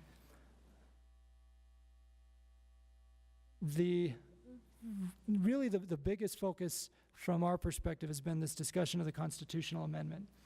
This is not the first time that this topic has come up. In fact, as I've chatted with water buffaloes and people who've been involved in water longer than I've been alive, said this has come up every decade or so for the last 30 or 40 years of whether or not a clarification was needed in the Constitution. What the current proposed change would look like would include first deleting the word waterworks from the constitutional prohibition. Right now, the constitutional prohibition, and I do have a copy of it if you want to see a copy of that language, but the constitutional prohibition does not allow a city to sell water rights or sell waterworks. This would delete that word waterworks with companion legislation that would define that a city could sell waterworks only to another public entity that provides water. Think about that from just a logistical perspective of why that makes sense. If you're an established city that has waterworks that's providing water, say, outside of your city to an area that's growing, then that area outside of your city grows to such a point where they want to provide that water, they shouldn't necessarily have to go out and build a companion waterwork facility. There should be a way for that originating city to transfer that waterwork, still control the underlying water right, but transfer that waterwork to that growing city. That's what deleting the word waterworks and having that companion legislation would facilitate, and our board was comfortable with that approach. This is the key one, and I want to applaud Rusty from the City Attorney's Office, because he's been instrumental in these conversations, as well as Lynn and the rest of your team. But deleting the word inhabitants in the Constitution, because that's where part of this confusion isn't even the right word, but you have multiple attorneys, you get multiple opinions, but the question of inhabitants, does that mean just the inhabitants of the city, or does inhabitants actually mean all users regardless of where they reside? So deleting the word inhabitants and replacing that with designated water service area then provides enough flexibility to address the status quo. The status quo being for almost 30 cities in the state, including Salt Lake, at least almost 30, that you're providing water outside of your municipal boundaries to what you would define by ordinance as your designated water service area. The by ordinance is key too, because really what we're talking about here is your fundamental authority as a city council to define by ordinance rates, supply, and other things. And that gets to a conversation about the Ripper Clause, which is actually part of my presentation at 4 o'clock, so stick around, and we can talk about the Ripper Clause in more detail then. Then you still, as a city, whether you're Salt Lake or another city, can contract water outside of the DWSA. Those terms would not be spelled out in statute. They in turn would be spelled out in the contract. We presented this constitutional amendment language to our board of directors a couple of weeks ago. They were comfortable with the concept, and we're bringing it forward to the general membership at our conference next week through our resolution process, because we want to make sure we get as many eyes on it as possible from around the state before we proceed with official support of the potential constitutional change. Last thing is the legislative companion to the constitutional change, and that would be potential changes to water supply and surplus water, where the city would have some requirements if you're going to designate a designated water service area. You would have to create a map that you would post on your website, as well as on the state engineer's website. I mentioned the ordinance piece. That's crucial. You as a council would set reasonable water rates by ordinance. There would be notice requirements for that, a public meeting opportunity for all users. And the rates can still differ by class of user as long as it's by a reasonable basis. And we've been adamant on that point.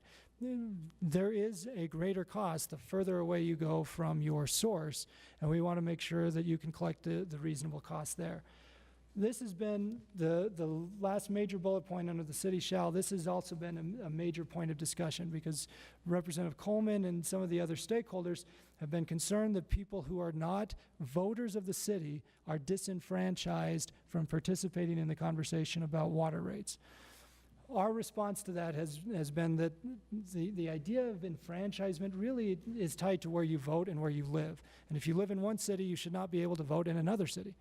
Instead, what we've been focusing on is ensuring that there's good due process at the beginning.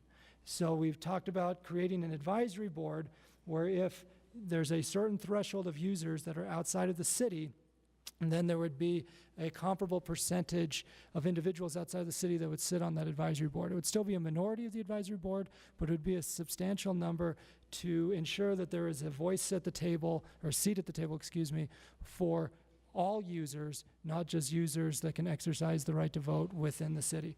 And then you can see that the city may provide water by contract, that's your surplus water contract, and may sell part or all the water works to a public entity. So in a nutshell, that covers the last however many months now of water discussions. Again, really appreciated the opportunity to work with Salt Lake City staff. And we think we've arrived at a good process, or we think we're getting to a good result, and it has been a very fair process, and I applaud the state, Mike Styler and Boyd Clinton in particular, for leading a very fair process.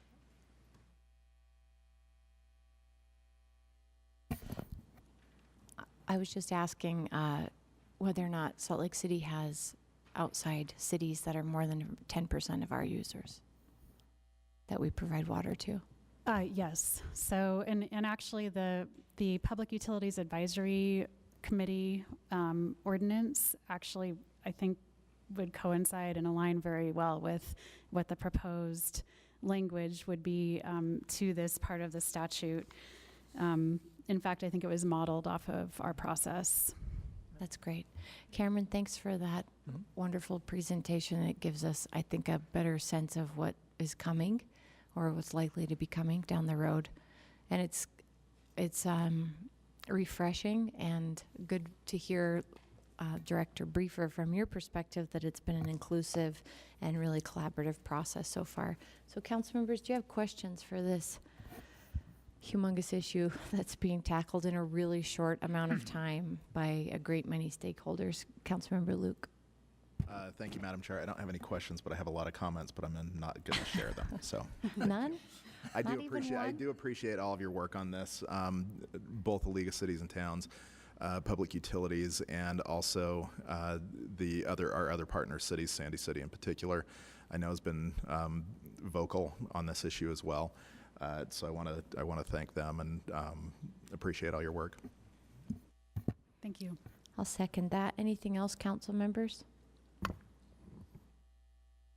Madam Lynn? Chair, just to give you a sense as to, if I can get, there we are.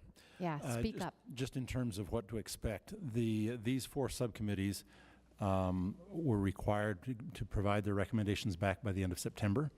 What that means is in the October legislative interim meetings, you'll get a full report of their recommendations, including the text.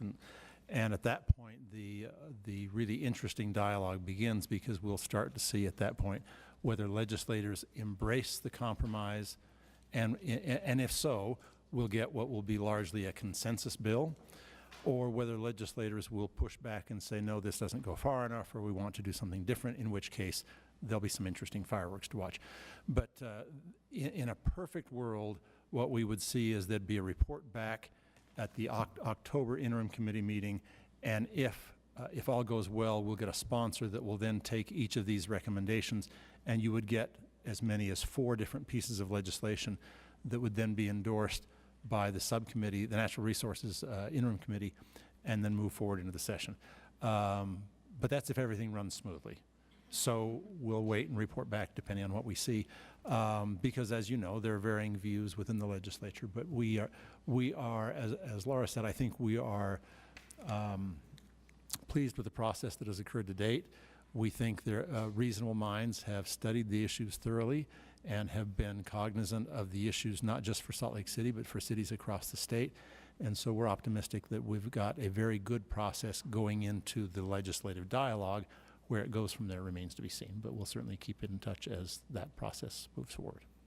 Thank you, and thanks all of you for your above and beyond service on behalf of the 247 cities and towns in the state, and on behalf of all of our water users, the public good. Thank you, Director Briefer, and thank you, Lynn, for keeping our conversations relevant at the state. Thanks, Sam, for being with us, and we'll tie this conversation up for now. Council, we've got a break until 4 o'clock until our fact finding. We're a few minutes early, so we have one executive director announcement, and I thought we could just get it done right now, but we'll let you all go. Thank you. Thank you. Thank you, Cindy. So everyone's aware of the United Nations conference that will be held here next year. There's a small delegation coming to Salt Lake City in October. The chair and vice chair were talking this morning about it and wanted to check with the council to see whether the council would be supportive of hosting some sort of a courtesy social event with these guests when they come to Salt Lake City to make plans for this conference. And it probably would be something that would be co-hosted with the mayor. So we just want to get your feedback on whether you are comfortable with us checking out some ideas and then coming back to you with costs and approaches. Will Lisa be returning for this party? I don't, she's That's not not one up of the to us, folks is that it? is on the list, but maybe we could have it at her home. And for the folks who don't know what conference we're talking about, it's the Department of Public Information, non-governmental organizations, the give me a moment, DPI-NGO conference that has never been in another U.S. city except New York City. Anytime it hasn't been in New York, it's been overseas. So it's an incredible thing that it's coming here, and a great opportunity for our whole community to take part in these worldwide conversations. Councilmember Kitchen? Yeah, I actually think doing a social event would be spectacular and a great opportunity for us to engage in a little bit more maybe casual setting with some of these folks, and I would really value that opportunity whether I'm here or not. But I will say, to your point, James, about Lisa and whether or not she's coming, I'd like to build on that and just let everybody know that I had a conversation with former council member Lisa Adams last week, and she told me that Mayor Biskupski came before the UN, I believe maybe a week and a half ago or so, and really did a really fantastic job pitching Salt Lake and was incredibly articulate and just hit it out of the park. And so thought I would share that bit of information with everybody. Great. So we'll ask staff then to explore some ideas and cost scenarios, and we'll get back to everybody. But that is, I believe it's around the 24th to the 28th of October, somewhere in that window, and we've yet to invite the UN, so hold tight, we'll see. And the council chair and vice chair wanted us to check in with the council before they checked in with the mayor, so this is the first step. I don't sense any opposition. Is there I'm any with you. opposition to staff exploring a social event? Okay. Just as long as it doesn't interfere with another social event, maybe the state's put. Well, we would coordinate. Okay, thank you. And we'll be back at 4 o'clock for our fact-finding inland port discussion. Thanks.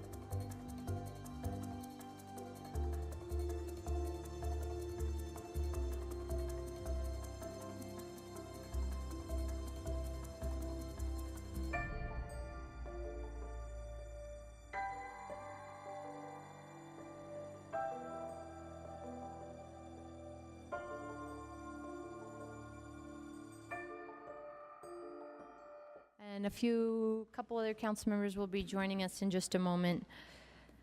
We have the opportunity tonight to hear from several great guests to talk to us about the inland port, their own areas of expertise and thinking about this incredible project and opportunity that the state is undertaking.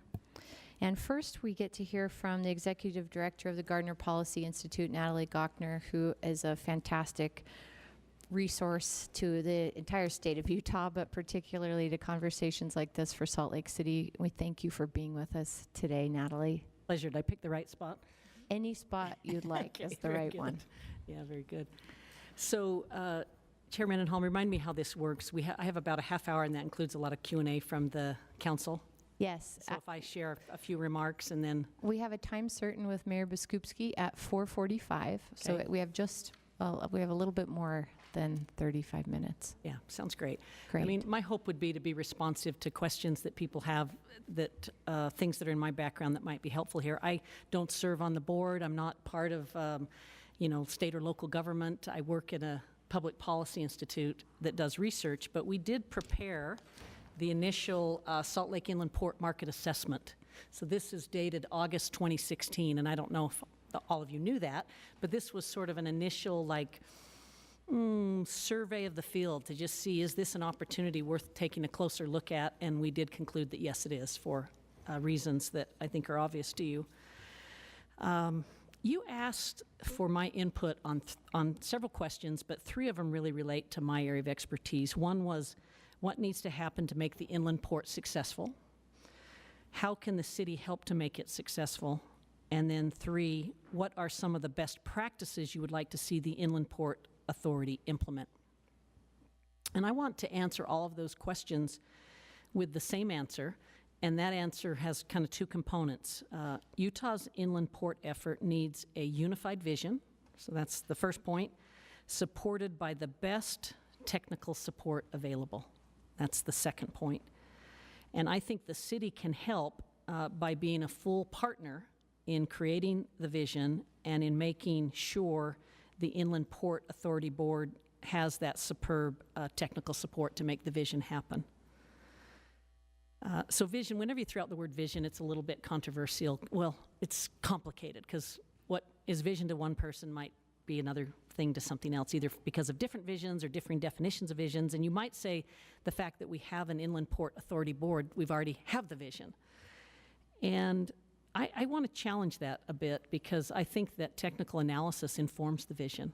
And I think until you have the requisite technical analysis, it's pretty hard to create the vision that serves everybody's interests. So on the vision point, I just really would like to see the state and in the city's partnership invest in data and analysis. The best way to avoid controversy is to invest in data-driven, analytics that help inform a vision. It won't eliminate controversy, but it will minimize it. I think that in many ways controversy is the enemy of vision because it takes resources away from the difficult task of vision making. And I would use your influence as a major partner in the on the Inland Port Authority Board and being the capital city to encourage the investment in data collection and analysis that creates the right vision for this community. I will just add that I see no value in perpetual fighting between the city and the state. The inland port is so large, serves such a multi-jurisdictional area, and requires so much backing that there is a clear state interest here. And so the proper role for the city is to be a productive partner in this interest.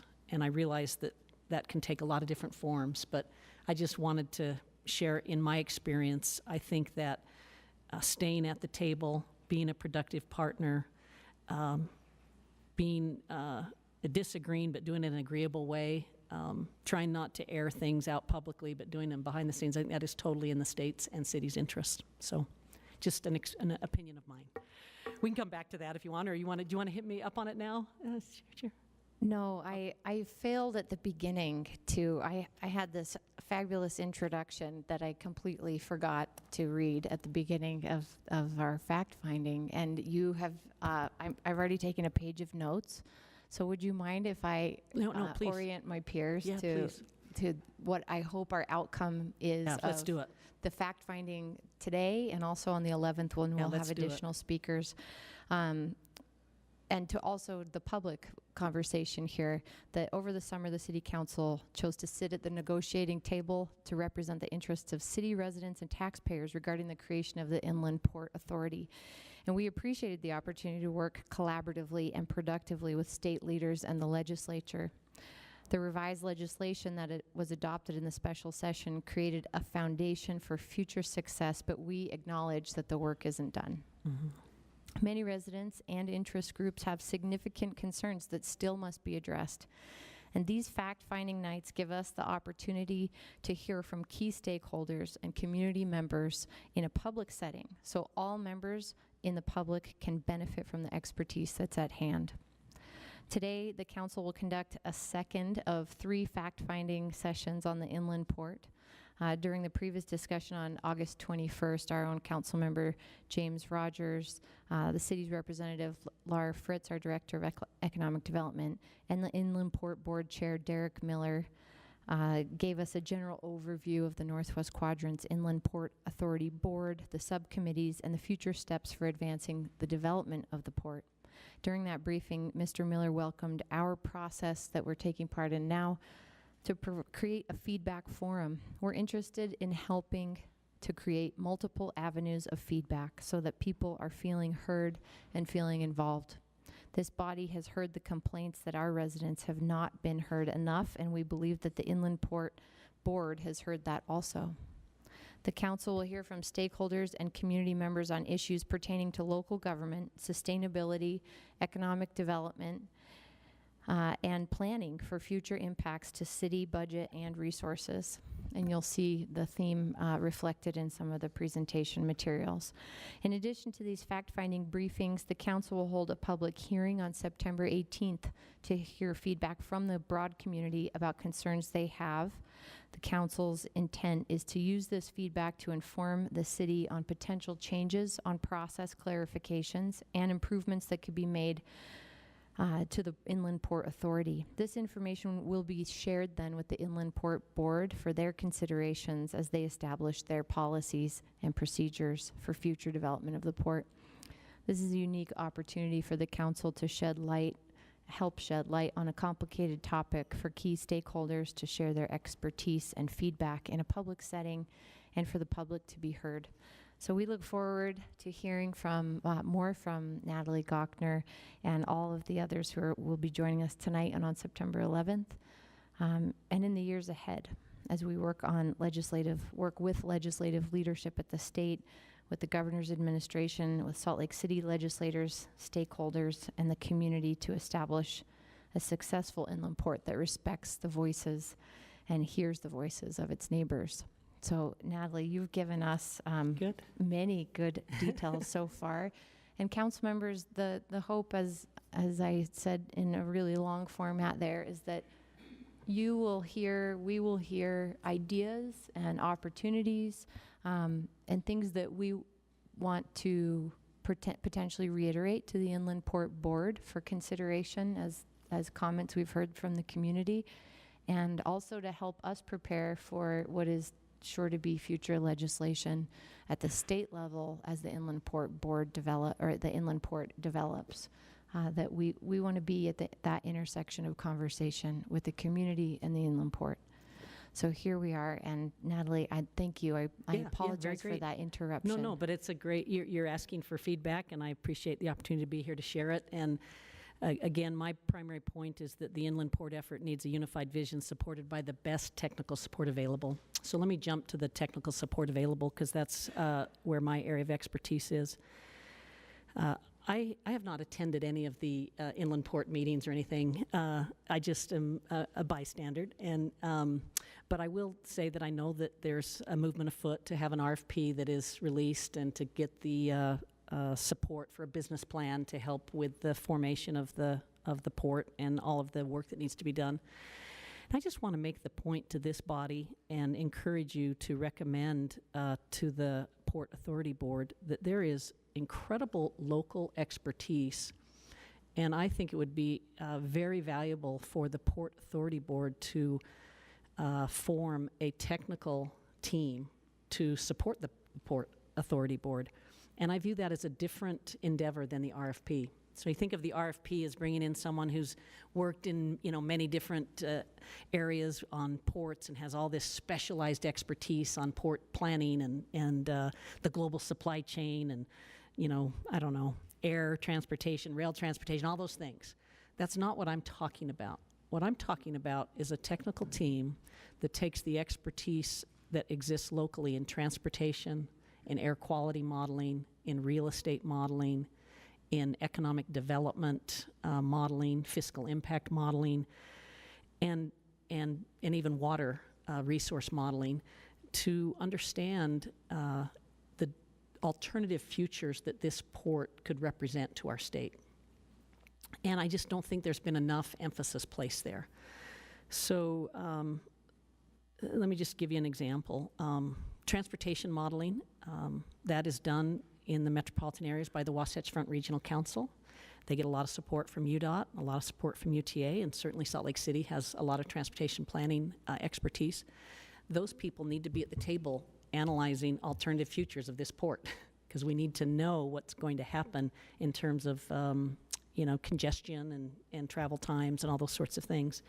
Of course, related to transportation modeling is air quality modeling, and the out-of-state entity doesn't have that expertise. We have it here, and it resides at the Department of Environmental Quality and the Division of Air Quality, and the transportation air quality modeling all has to speak to each other. Related to that is the real estate modeling, because where you build things changes transportation patterns. And indeed, the Wasatch Front Regional Council has a real estate model that could be put to use here. At the Gardner Policy Institute, we have economic development and fiscal impact models. We can tell you the jobs and wages and tax revenues that come from different futures for a port. And there's even expertise in collecting public sentiment, measurement, those sorts of things. So my primary point is to help the Inland Port Authority Board understand that there is a technical expertise that's here locally that has not been put to work. And it doesn't just happen by accident. You have to convene them, and you have to pick a leader, and they have to be given a charge. And in some cases, they have to be given a budget to do what they need to do, although many of these are in public service. For an entity like mine, the RFP process is very strange, because we don't go compete, because we're a public entity. I have state funds that do a lot of what I do. And so I need to be asked to do things. I don't go compete. And when an RFP process comes to us and says, hey, we want you on our team, what I get is about 5 or 6 engineering consulting firms that all want us to be on their team. You see what I'm saying? And so we can be on their teams, but my primary point is that well before you're figuring out how you build a port, how you operate a port, what the market is for the port, this state needs to have some scenarios of ports that we look at. So, for example, a maximum development scenario would contemplate the highest volume port that you could fit in that space. What would that mean in terms of jobs, wages, traffic, air quality, water use? On the other extreme, you could have an alternative future that is a smaller, differently configured port that really made protections of the environment, life quality, sustainability the highest values. And then you could have 1 or 2 scenarios in between. And what happens in the best practices of this is you borrow from all the scenarios to create the right vision, and you learn from them. So my pitch would be that armed with this knowledge, the Inland Port Authority Board could choose the future that maximizes public benefits, minimizes public costs, and then ask the business plan to be built that supports that. I will close by just saying that I've made a lot of pitch about data and research and models and technical analysis, and I don't think for a minute that work replaces our thinking. I only think it informs our thinking. Not everything that can be counted counts, and not everything that counts can be counted, but we should give policymakers of this city and of the state the best information we can by utilizing local expertise. And I'm confident that if we provide great information, we'll have less controversy, more progress, and a really wonderful asset for this city and this state. And with that, I'll just open it up for questions. Erin? Thank you, Natalie. Council members, I'll start off with a question, and then please let me know what you want to know from Natalie. You mentioned that the Gardner Policy Institute, being a public entity and state-funded, doesn't compete necessarily in RFP processes. What kind of conversations have you had with the state so far about this potential to participate in a scenario visioning process? Very informal. So anyone that asks me, I've said, and to some in this room, I've said, why aren't we looking at scenarios? One of the questions you asked is, what are best practices? And when you have something this large and it has a, I'm going to say a 50-year life, this brings all sorts of uncertainty. And this is where scenario analysis is very interesting, because what we do in scenario analysis is we say, under this scenario, we're going to really push the envelope. We're going to just really push a high volume port. When we do that, what happens? And you have to make assumptions, and it's not precise, but you look at what happens, and you have measures, right? Then you do the same thing on a more sustainable, environmental friendly kind of port, and you say, okay, we're going to do one that's much more of a niche port that, speaks to a specific type of, trade and whatnot. I don't know the details of it, but again, you'd have minimal impacts there. And then what you do is say, well, let's do some things in between. And when you model those, you'd be able to say, if we do this, let's say, if we orient it towards more rail than truck traffic, then we get this benefit. And you can start to design a port that maximizes public benefits and minimizes public costs. And that is a process I think many of us have participated in. I've participated in over the last decade with Wasatch Front Regional Council, as you mentioned, going through the 2020, 2030, 2040, 2050 visioning processes that they go through in considering different scenarios that reflect different values with the community. And you learn from it. It's a common thing in environmental impact assessments. We certainly did it in some of our Olympic planning. I was in the governor's office at the time. You're basically saying, what is it possible for us to know about the future, and how do our policy levers affect it? And then you start to hone in on a preferred scenario. And I fear that, I mean, as an economist in the state who has to talk about this a lot, I have never, ever seen anything that told me what the, transportation metrics are from a port. And we're pretty far down the road to not know that. I've never seen what the air quality impacts would be. We're pretty far down the road to not know that. And it's fine, we can totally catch up. But I just wanted to make it really clear that, at least in my mind, I view this RFP that they're talking about as a needed and helpful component of the planning for this, but I also think that we would benefit from a local technical team that serves at the pleasure of the Inland Port Authority Board and answers questions for you. Uses our expertise to answer questions for you. Makes sense. Council members, questions? Thoughts?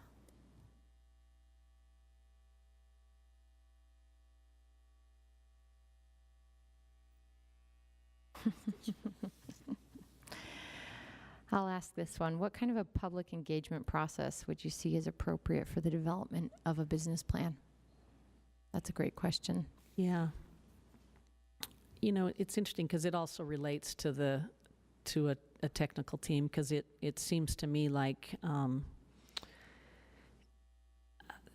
whether you call it a business plan or whether you just call it planning for the port, let's just call it planning for the port. I mean, the Salt Lake City International Airport had a public engagement process to go survey people, find out what they wanted in the airport, and then they tried to, put that into the plans. I only know that because I served on the board during that time, but it makes a lot of sense that you would do the same thing for this port. In other words, that you would have a professional firm that works on behalf of the Inland Port Authority Board to measure public sentiment, to get public input, and to summarize it for the Port Authority Board so that they understand. And I think that could take the form of qualitative research, which is focus groups. It could take quantitative research where you're actually doing surveys, random, surveys with a scientific sample. And it can also just be public hearings and the like to hear from constituents. Thank you. Oh, Cindy, do you have something, please? Just Natalie, some of you know that Natalie and I have spoken briefly and periodically about what are all the different types of ways that Natalie could think of where the Gardner Policy Institute could be part of this conversation or could help to engage the public or the interest groups or things like that.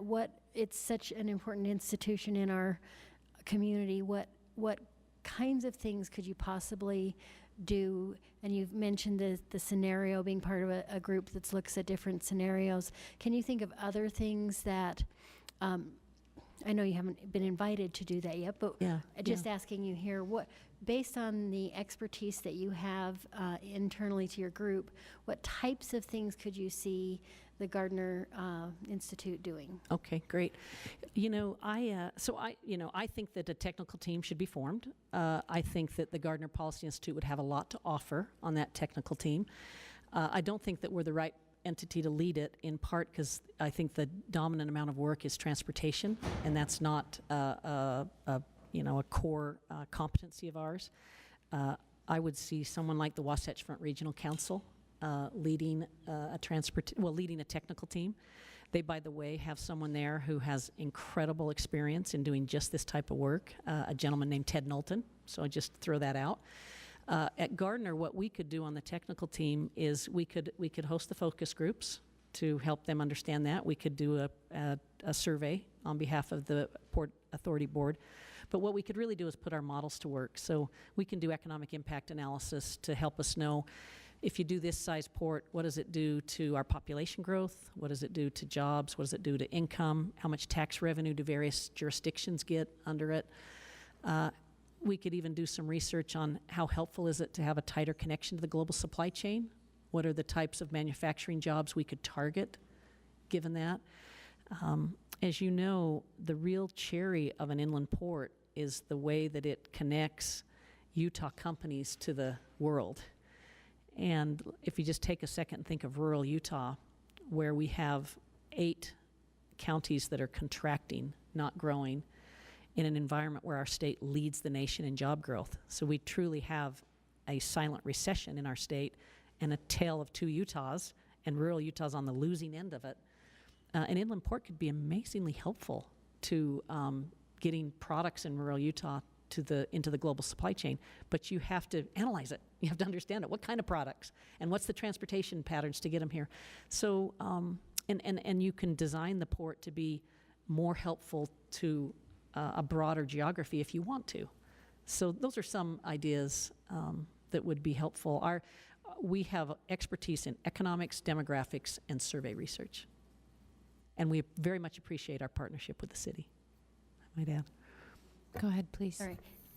One of the things that I've noticed that you have done successfully is sort of capsulizing information, the analysis, of course, but also breaking it into bite-sized chunks for the general public with your placemat program and things like that. So can you say a little bit about how you maybe could help, or how you could see others helping to communicate with the public? Yeah, happy to do that. There's a term of art that is used. It's called deliberative community engagement, and we do some of that at Gardner Policy Institute. Deliberative community engagement is when you inform people and then ask them what they think. So you don't just bring people in and say, tell us your thoughts. You actually share a rich body of information with them and then ask them. That's the deliberative part. And so when you do that, you would bring in a group of people. You could do that at the Gardner Policy Institute. You sit them around a table, you show them data and research, you talk, you engage, and then from that, you then ask their opinions. And so what Cindy's referring to is often when you do that, you have a placemat in front of everyone that lays out some of the essential data. So in an inland port, you might show the geography of it. You might show the level of exports from our state. You might show a model run of what the estimated job impacts are, but you might also show a model run of what it might do to commute times, in this valley.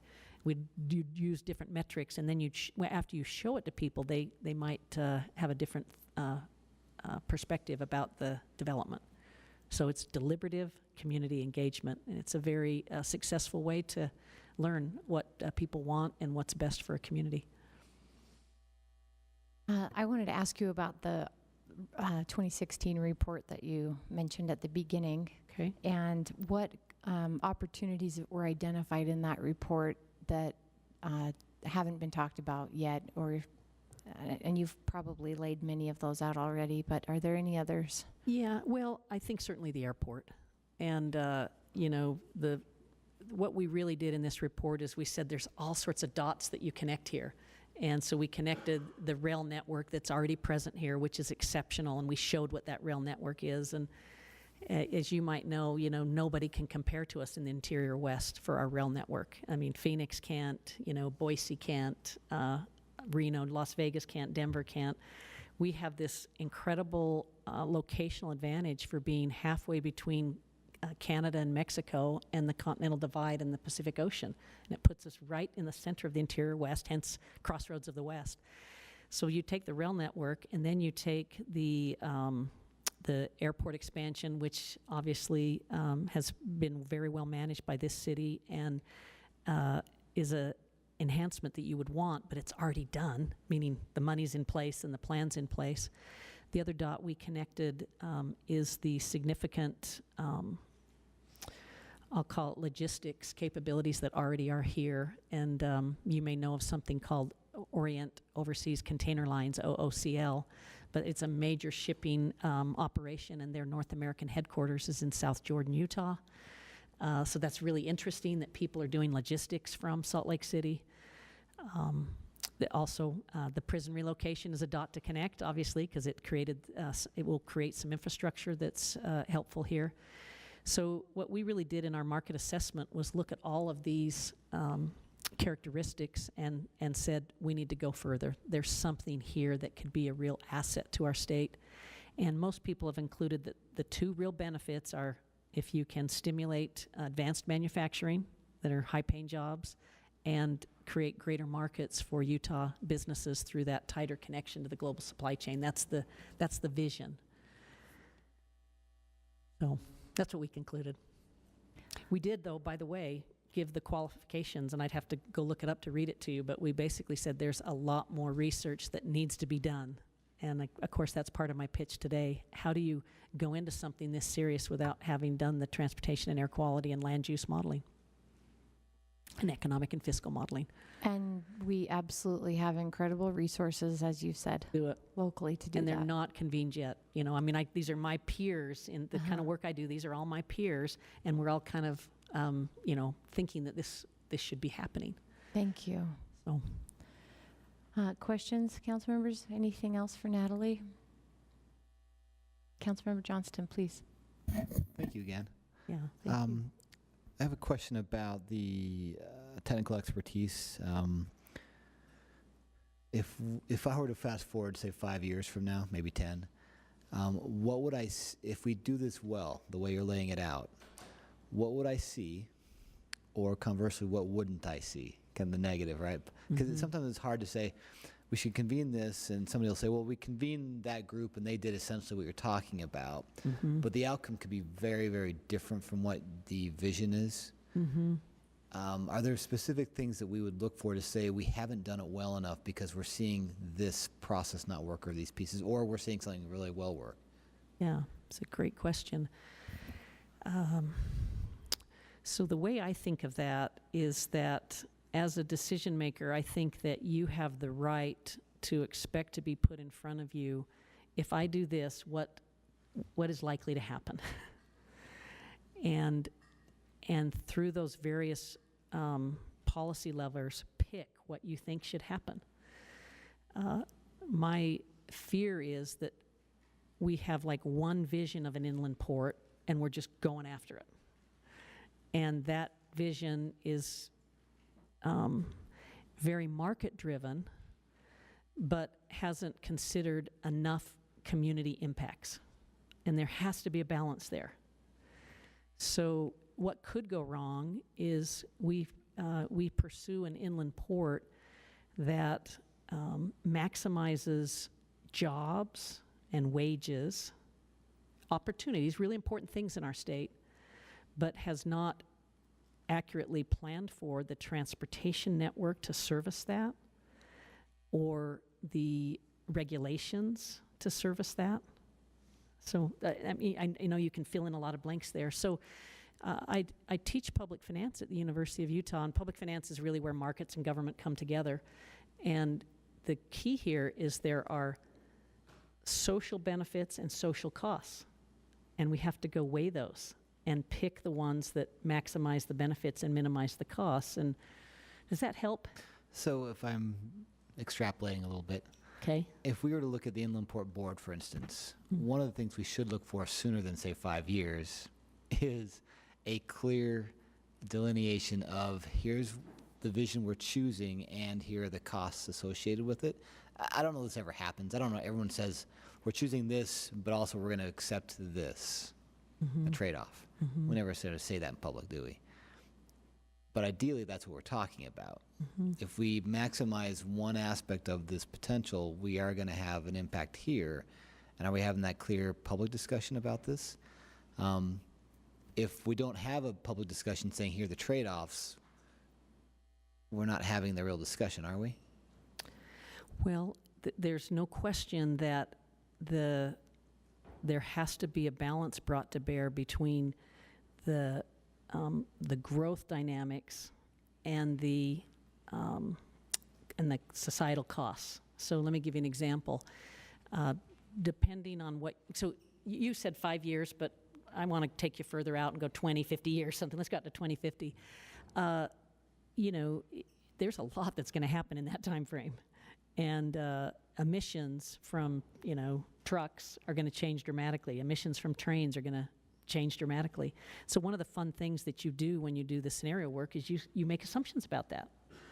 And you try to guess how technology can alleviate some of the costs. And that's, and then what we say to ourselves is, are those assumptions reasonable?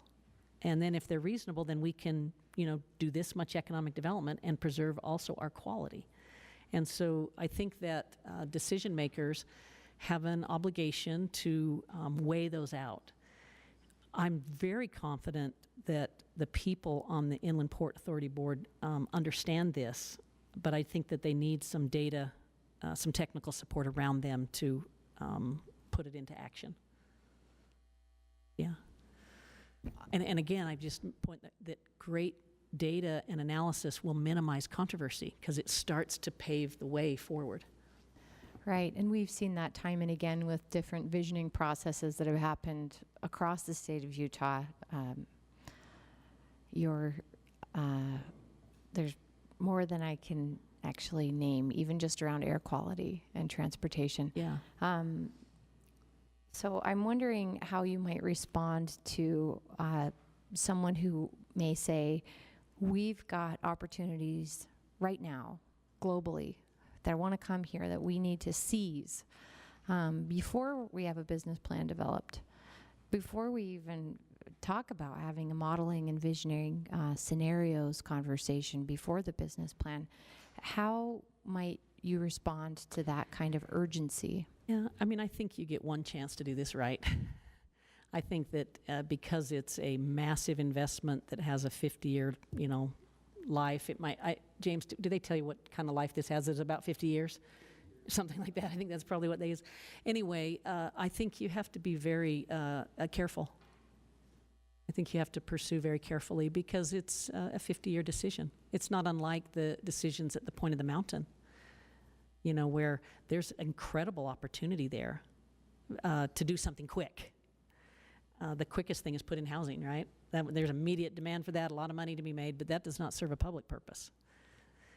There's a greater calling for that area, in my opinion, and so the corollary at the inland port would be if someone has a lot of money to invest there and be our partner in it, let's accelerate the technical analysis and the public input and try to do it quickly, but don't skip the steps of understanding what it means to do a massive economic development project in some of the last remaining lands in the county that's prime because of all the infrastructure around it.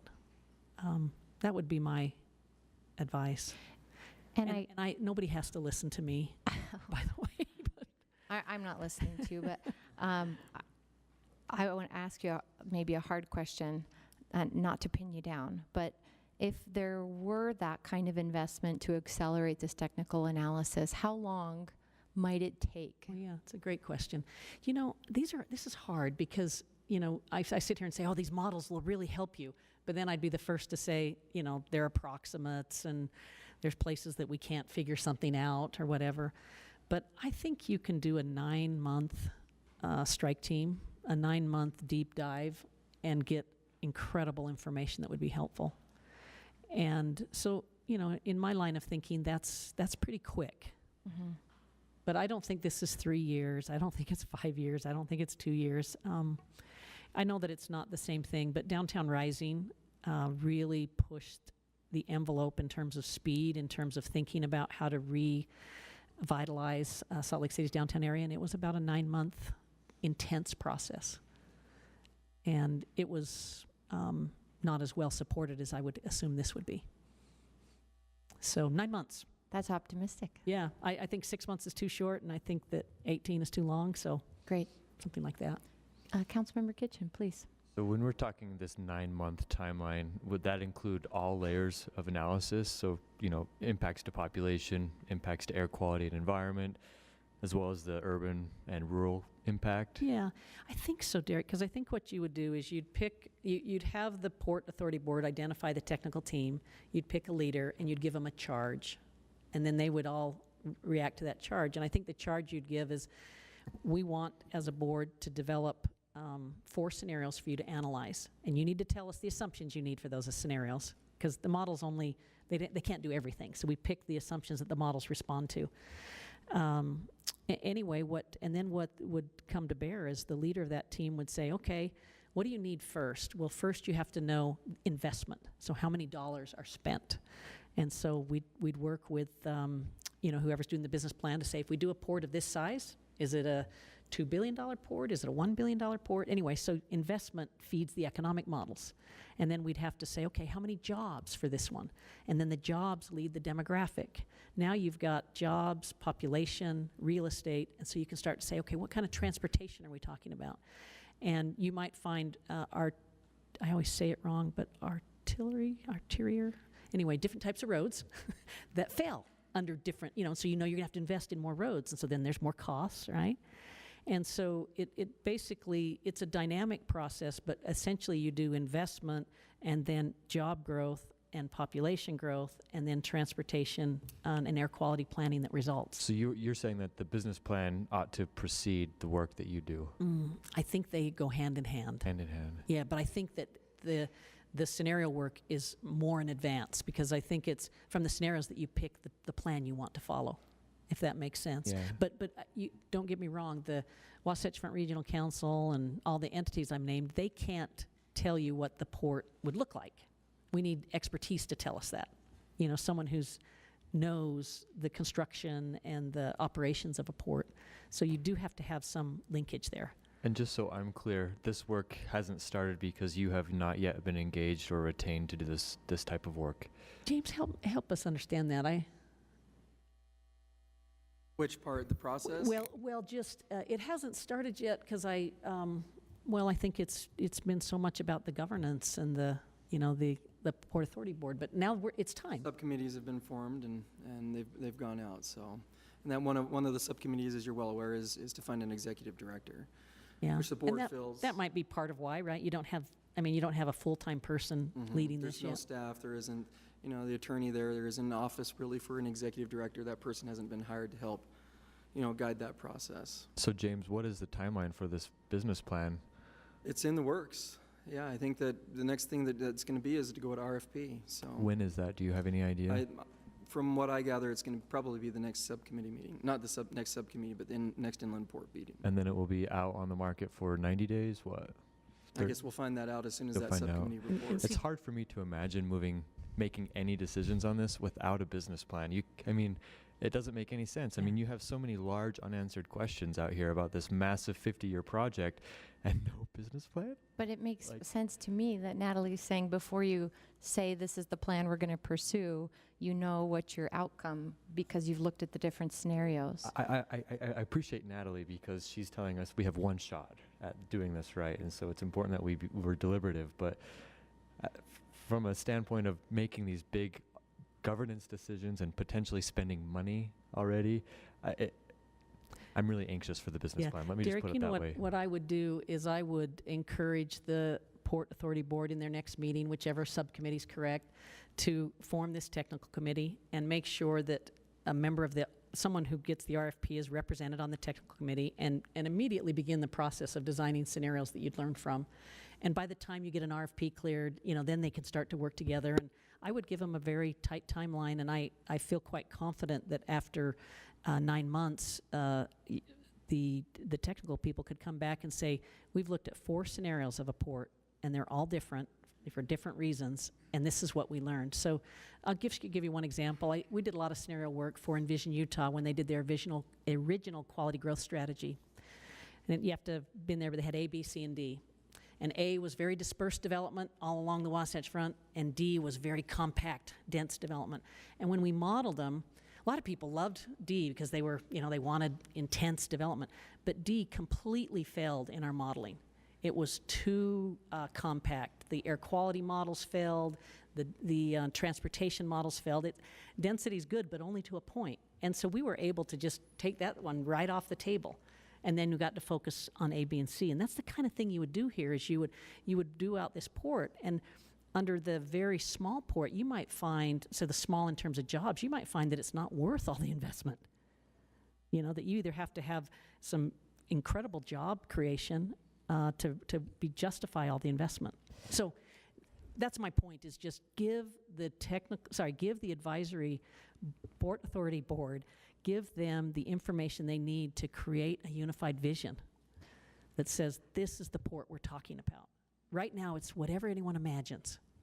I want to be sensitive to the mayor. She has a time sensitive, but right now. But Councilmember Wharton's been waiting patiently, so we'll do one more question. Great, thank you. Just really quickly, you kind of already touched on it. Where does the hiring of the executive director fit into this process that you're promoting? Okay, right.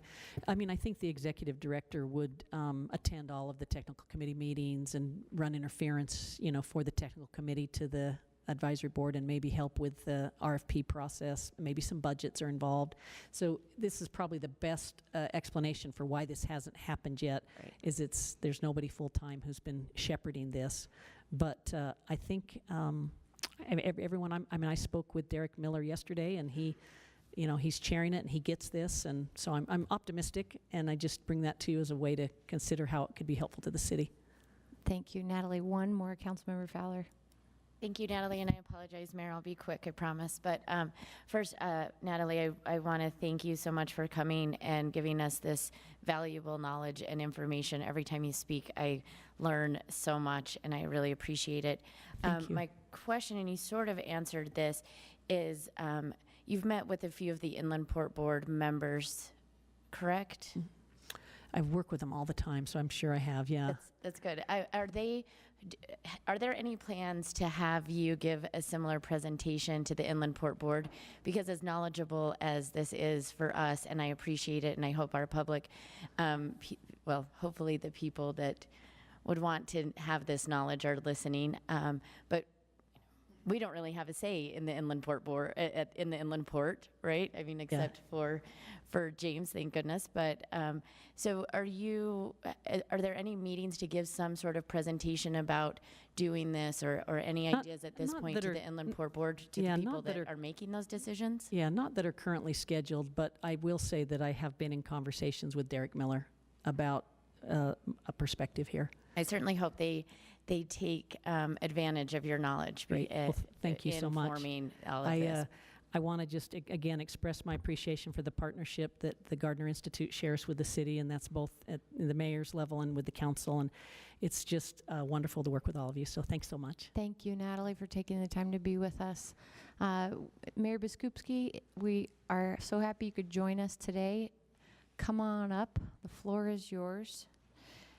And just to give our audience a little timeline, after Mayor Biskupski, we'll hear from Cameron Deal with Utah League of Cities and Towns. Thanks for being with us. Oh, you're welcome. So I didn't hear all of Natalie's comments, but certainly picked up on the end of this, and I'm very intrigued by the whole expert conversation, and I would encourage us to, if we're going to participate in that our experts are in that group, providing input. As we know, we have the depth of knowledge here to really do this kind of work, and I think it would be helpful if our experts were advising on some of this. As far as fact-finding goes, the one thing that you kind of mentioned, and the one thing that there's two things I hear about, and one is the rush, that we're talking about how there's this, you're going to lose your one-time opportunity if you don't act now kind of sales pitch. And then the other thing I'm hearing about are the closed-door meetings. So I wanted to share a little bit in case, I don't know if you all saw this, but recently the Tribune had done an analysis that showed Salt Lake City's history amongst the Wasatch Front city councils of how rare our council closes meetings, and it's far below the average rate, which is incredible, and you should be very proud of that. And even when we're dealing with really complex issues, which is parallel to what is happening with the inland port. So the community concerns were raised enough that I joined on a community letter recognizing that there are times when meetings should be closed, which includes contracts, real estate negotiations, and employment. And the reason for that is they can be adversely impacted by premature public disclosure, and we operate that way here. My concern, and that shared by the public, is that the Inland Port Board is and will continue to conduct the vast majority of business behind closed doors, and then only provide the public cursory input prior to coming together as a board to vote, which is what we are witnessing, and I'm not sure what it will take to change that trajectory. In contrast, this body and the city at large frequently engage in robust public outreach and discussion. More often than not, the council and RDA board host several public work sessions and formal sessions on nearly every issue that you act on. Opening these sessions will also allow city staff to prepare for possible impacts the decisions may create prior to them being implemented.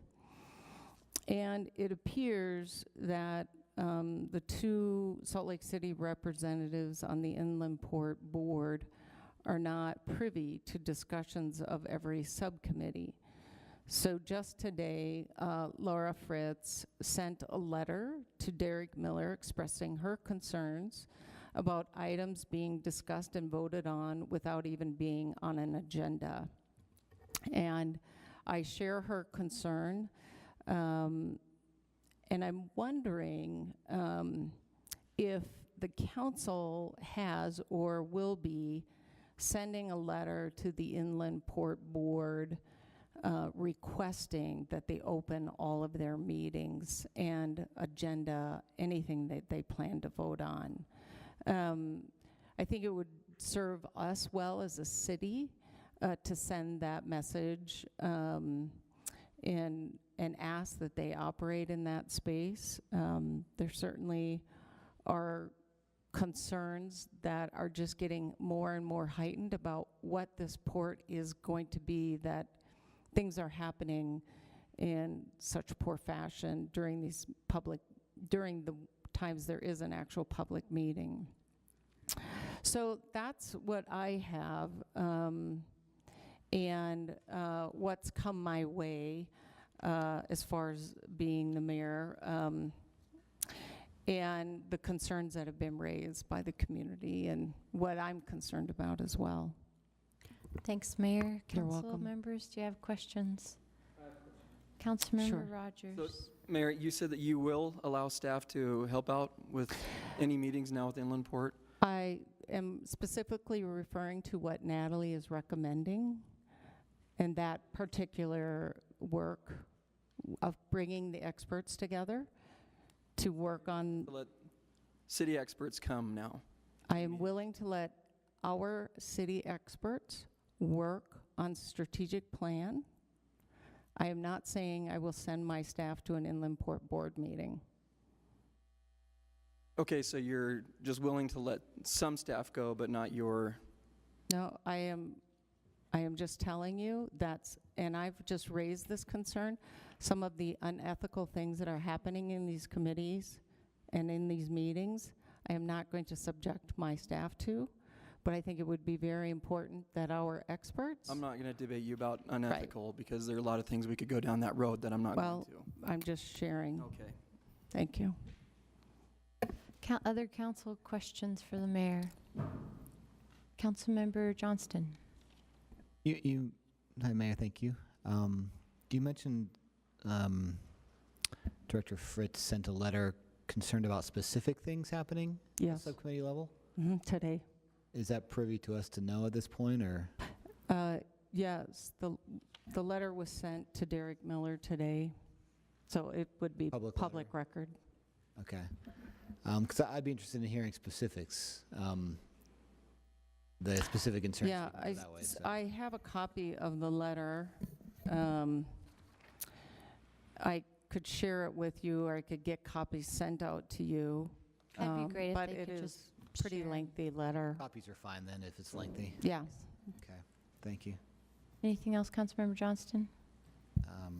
I personally, I know James and I spoke briefly about this, but I would encourage the opening up the subcommittees as well. Obviously, with the concerns or the conditions we know in public meetings laws, but I think it'd be very, very beneficial to get off on the right foot here, or at least have a plan in place. If following the letter of the Open Meetings Act for all the subcommittees is not possible for some technical reasons, what are the other ways or will be used to help the public understand what's happening specifically? So right. I'd be interested in that. Councilmember Wharton?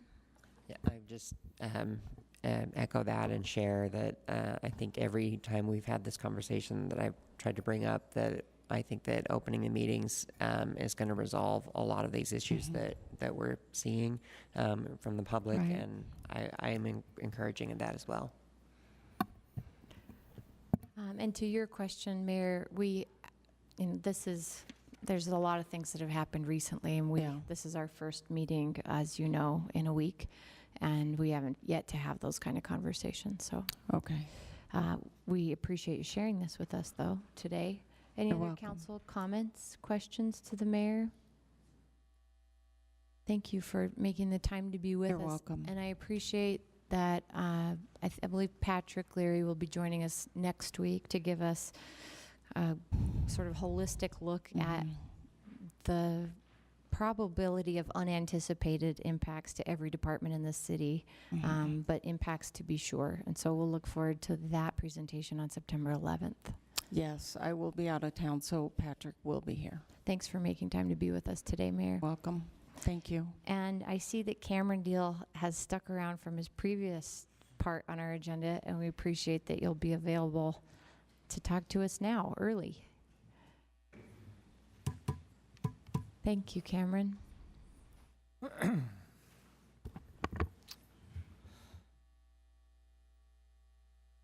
Thank you, Madam Chair and members of the council. It's a privilege to be with you again. Chatted earlier about water. Now looking forward to discussing about the inland port. And in particular, I asked my executive board, which is the 4 officers that lead along with our board of directors, the organization of the league, asked them what they wanted me to share with you in light of the big picture questions that you were asking. First, you're asking the right questions.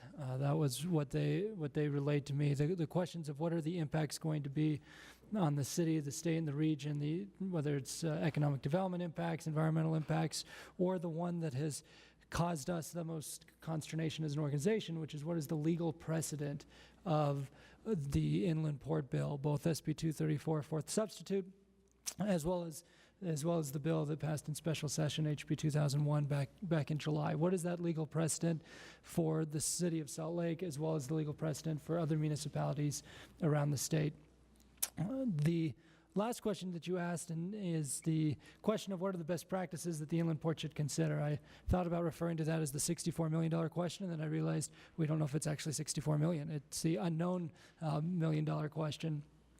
But the advice that you heard from Natalie Gochner, I thought, was spot on, of taking advantage of the expertise that already exists here in the market and here in the state, whether that's here in the city itself, as the mayor indicated, or whether that is the expertise in the transportation planning organizations, the Department of Air Quality, other cities, other counties, and others who collectively can bring together their expertise to help guide the city through this process. What the executive board asked me to touch on was that legal precedent piece. And so I want to briefly address why the league ultimately supported the compromise legislation as a significant improvement in July, and see if that addresses any concerns that you still may have over the last few months from our perspective. And I also wanted to go back in time a year or so ago, because I think it's important to recognize why we're in this current moment and where we were a year ago. So from whence we came in 2017, there were actually a couple of parallel tracks going about transportation in general and then the inland port specifically. So here within the city's had a long-term plan for the development of the Northwest Quadrant. The city has been working on a master plan for that area for generations. The legislature has gotten involved in the last couple of years, and I mentioned this during my water presentation, but just the overall concern at the legislature that cities are obstacles to progress and cities are obstacles to growth. That is not unique to Salt Lake City. It is not unique to the inland port. Unfortunately, that is a narrative that we are hearing in a variety of capacities, whether it's water, housing, tax alignment, economic development, you name it, and there is that underlying perception at the Capitol. The discussions last summer were specific on the inland port, but they were also general about the future of transportation in Utah. And let me tell you why I'm bringing this up in this context.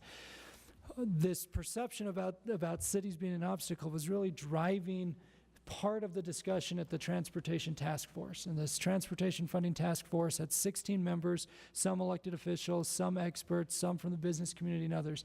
The league had one appointment. Mayor Biskupski was actually the league appointment. We specifically nominated Mayor Biskupski to serve there because part of the mission of that Transportation Task Force last year was to look at airports. And we were concerned, and the city was concerned, that what they really meant was not the Hanksville Airport, but that they wanted to look at the Salt Lake City Airport, which is a jewel not just for the city, but for the entire region and for the entire state. Mayor Biskupski was a champion for both the city and local government on the Transportation Task Force. The legislature and when I say legislature, the legislators in that Transportation Task Force started the summer by saying that they felt like they needed to take away local land use authority from cities. They needed to take away certain tax revenues from cities in order to drive the types of transportation decisions that would facilitate population growth. There were quotes in both newspapers from Senate leadership and House leadership insinuating that that was going to be the outcome of this larger Transportation Task Force effort. And we pushed back hard. Again, Mayor Biskupski was shoulder to shoulder with other cities as we were pushing back on that piece of the narrative. And we were successful when the bill ultimately came out, SB 136 in the legislative session, that all of those penalties were removed from the bill. That was SB 136. Most of the headlines focused on UTA, but the potential penalties were actually in the recommendations in October, and we were successful getting those deleted as we got into the session.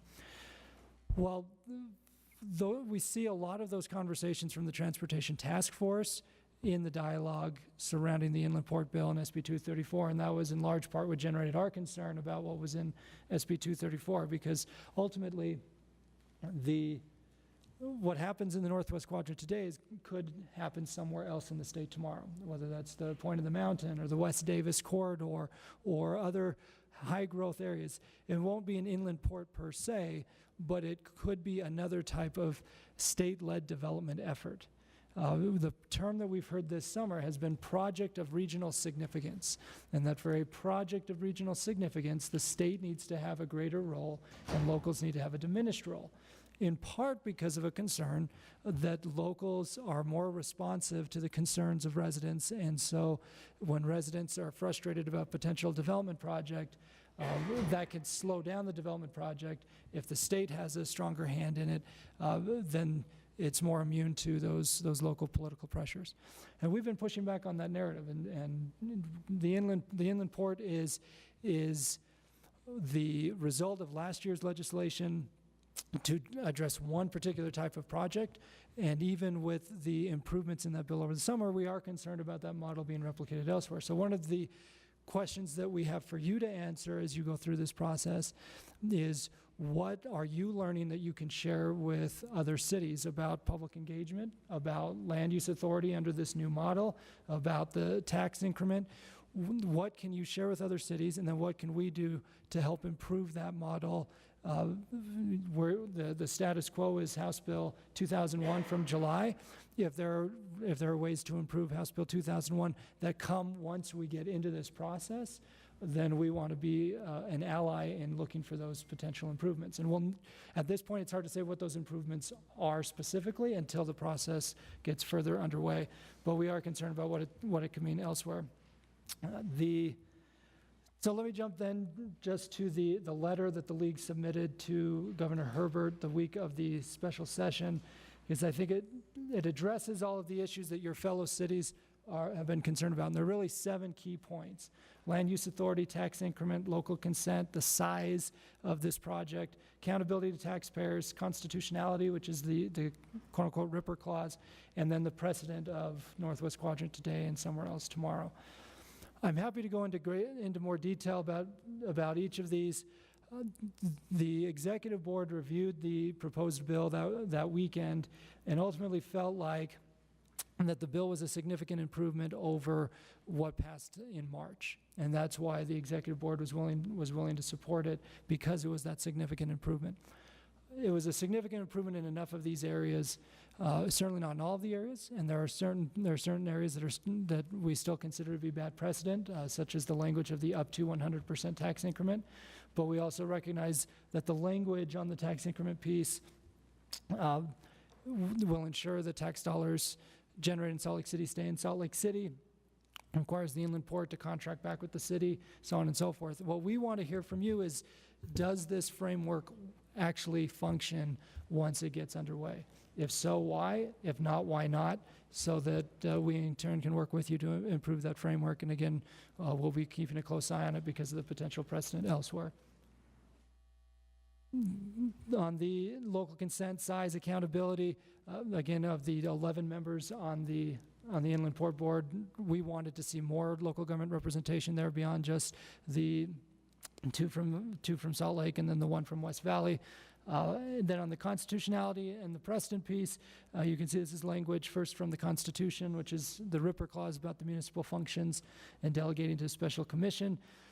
If you were to read all the cases about the Ripper Clause, you'll see that it's very fact specific, that the closest thing that there is to any sort of test on the Ripper Clause is what's known as, it's not even a balancing test, but balancing considerations from a case in West Jordan about the Utah retirement systems.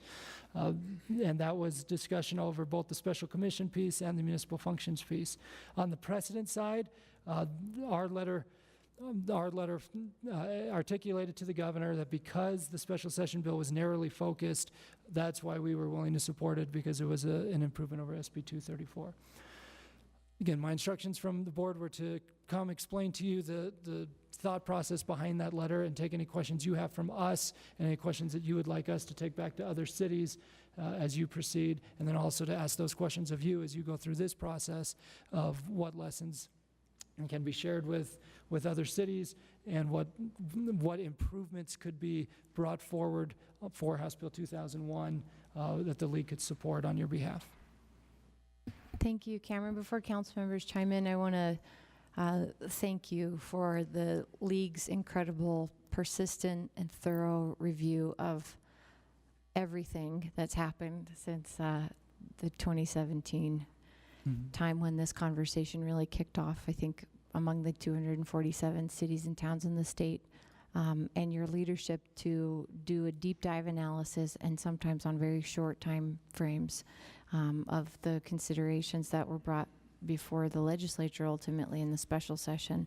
The league produced a very thorough letter of reviewing the concerns and giving feedback on those. So I think uniquely so, the league has been very communicative and public about what exactly your concerns are as a group and where the improvements still lie. So we appreciate that. And then as to your request for us to share our experience and what maybe best practices we might do for going forward as we learn. We're always learning through these processes. We will be happy to share the report that we hope to come out of these fact-finding nights with the board in terms of what improvements we see to HB 2001 specifically, but also as a city, I'd be happy to be in communication as the chair or in whatever regard the board might like to hear from us. Council members, do you have any questions, comments for Cameron? Councilmember Rogers. I guess my question is, how is the league, we heard from Natalie, saying that, there's 8 counties that are starting to shrink economically. How is the league going to be able to track as the inland port starts to develop, infrastructures, and I know it's a long time frame, 20 years down the road till it's actually happening, but I'd love to see how we're going to track that and see the counties build and what counties are going to benefit from the inland port.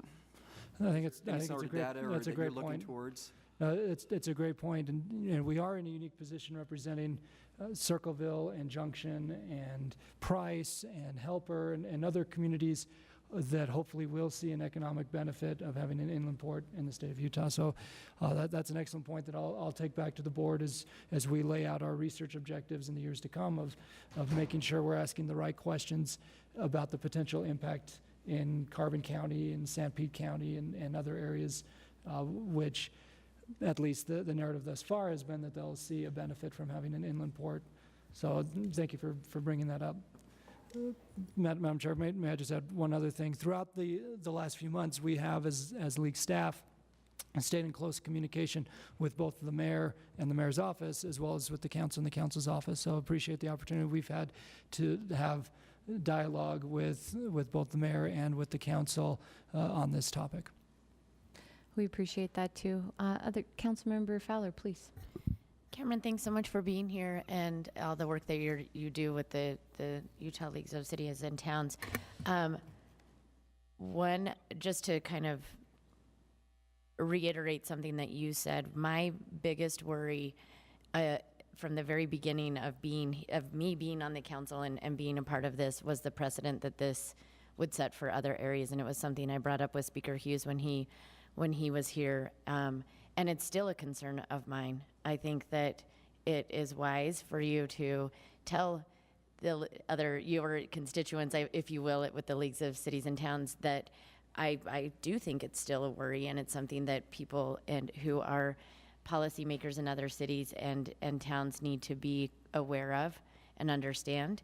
I think we had our hands tied, but we're able to sit down and negotiate, but hopefully everybody's learned a lesson from that. But yeah, I still find it to be quite worrisome and something I stay up at night. And if anybody out there has other ideas of that precedent I would love to hear them as well as a policymaker here. But it is certainly something that we should all be hoping to work together to come up with some sort of plan, if you will, if there is one, right, against that precedent. But let's just food for thought. Madam Chair, may I address that? Yeah, may I chime in first, though? Or the chair.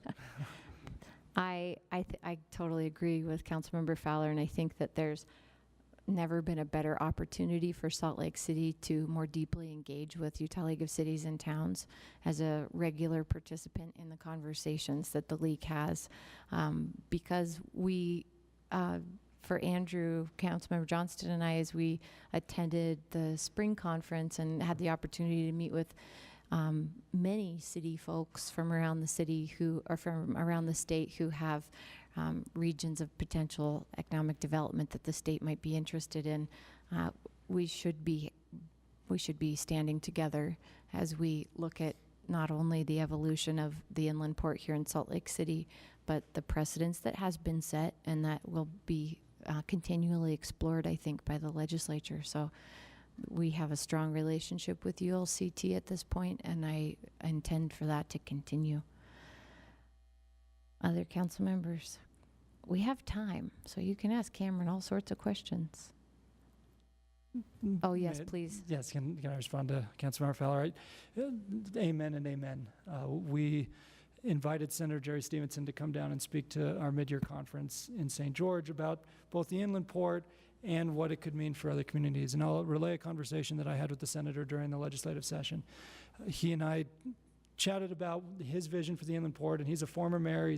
He was very engaged in the league when he was the mayor of Layton, and he's still very much an ally and a champion for local government. And he said to me, the inland port is unique for the state. It's bigger than just one city. It's bigger than just one county. It's unique to the state.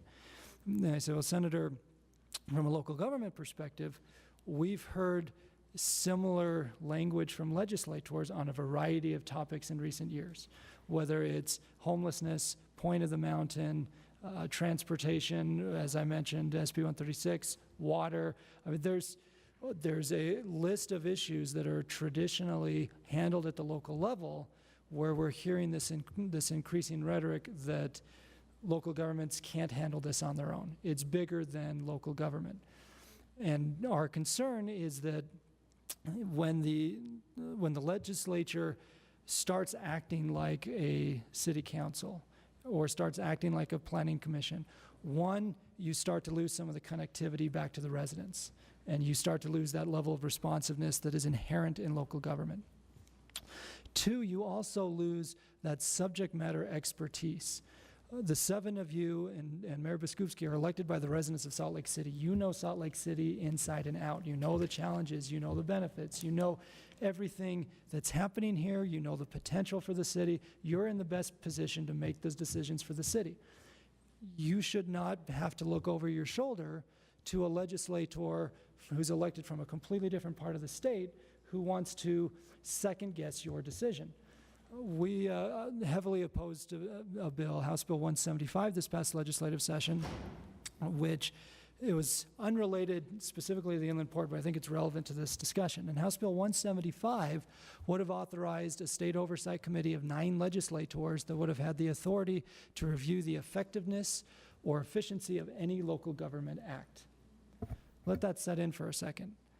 We met with the bill sponsor and told him absolutely not. And we met with him again and told him absolutely not. And then we met with him for a third time and told him absolutely not. And as you may recall, I presented to you, it was the meeting you're referencing when Speaker Hughes was here. I presented that day, and my daughter that day was 7 days old, and I was trying to balance everything. And it was during that week that I met with him, and so I admit I was a little sleep deprived. But he said to me, the league has been entirely unhelpful on this bill. And I said, yes, you're right, because we are not going to subject our authority to an oversight committee at the legislature.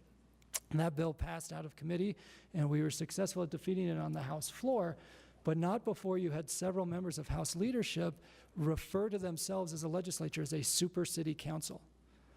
That is extremely concerning to us. So independent of the inland port, and even if you can see the inland port as a project that benefits the state and the region, and kind of setting aside the specific facts of the inland port, there is that narrative that is extremely concerning. And so what we've been trying to do all summer with our membership is raise the overall awareness of how all these pieces fit together, and then also articulate to legislators that there is a role for the state, there is a role for local governments, but we need to know our roles and we need to focus on our respective roles.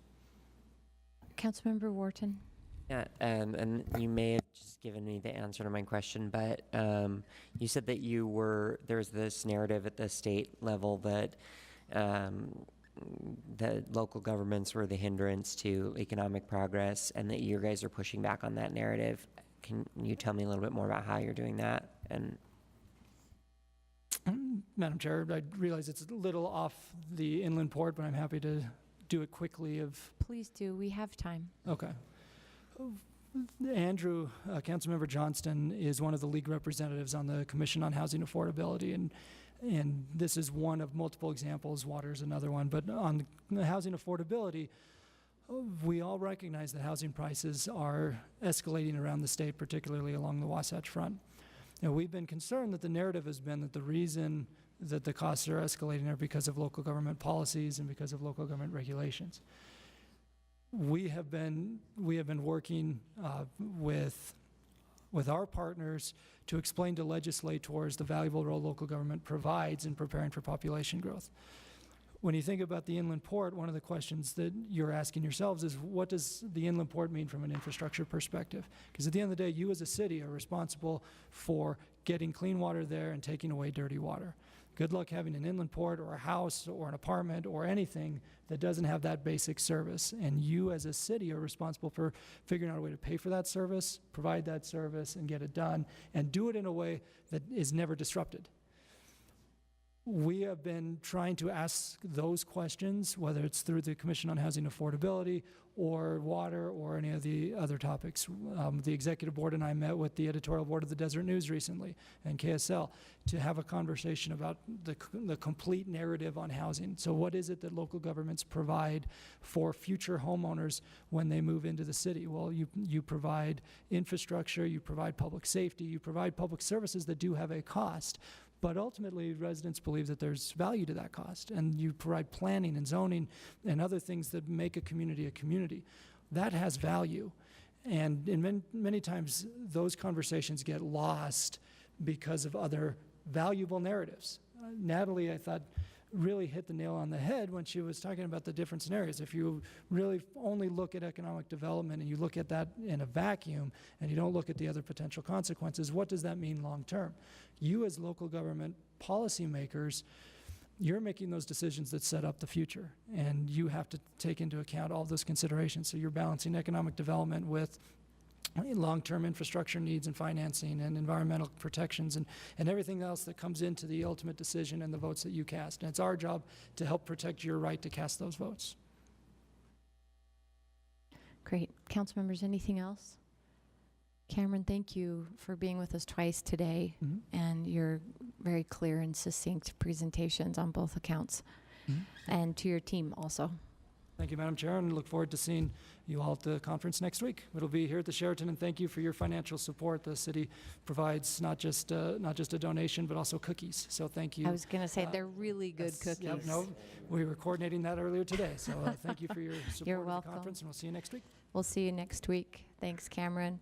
I am grateful that Alan Matheson is here early. Thank you for being here early. And if you don't mind, we'll invite you up right away. Alan is the director of the Department of Environmental Quality for the state of Utah, within which is the Division of Water Quality and the Division of Air Quality and many others that I can't name. So we're grateful you could be here with us. Thank you, Alan. Well, thank you, Madam Chair and members of the council. I really do appreciate the opportunity to be here this evening and talk a little bit about the inland port and the intersection with environmental issues. We all know that the announcement of the port attracted a lot of attention and raised a number of concerns, including questions about the environmental impacts of building a port out in the Northwest Quadrant. And those concerns are understandable. We're talking about development in a sensitive environmental area. We're also talking about development in an area that has environmental concerns broadly, not the least of which is trying to ensure that we continue to make progress toward meeting the air quality standards. And, you know, anybody I think would recognize that potentially increased activities could make that a difficult thing. Now, we've made some real progress.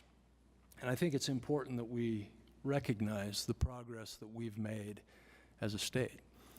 Really, over the last 10 to 15 years, we've reduced our overall emissions by over 30%. That's while we've added over 600,000 people to the state. It's almost a 50% per capita reduction in emissions. That's a positive. I think you should also be aware that we've met the Clean Air Act standard for particulate matter over the last 3 years at all but one monitor in the state. So again, continuing to chip away and make progress, but we're not there yet. Rose Park. Challenges there with airport, freeways, rail, freight stations, wood burning, older cars, those kinds of things. So, despite the progress, I think we recognize that that progress has come with some real investment and some real effort. And we all want to see that progress continue. And we as a community have, I think, a challenge and an opportunity to develop the inland port in a way that addresses its economic promise and provides human health and environmental benefits. And those are things that we at DEQ are committed to. Now, the role of the Department of Environmental Quality in this process is set out in statute. It was clarified in HB 2001,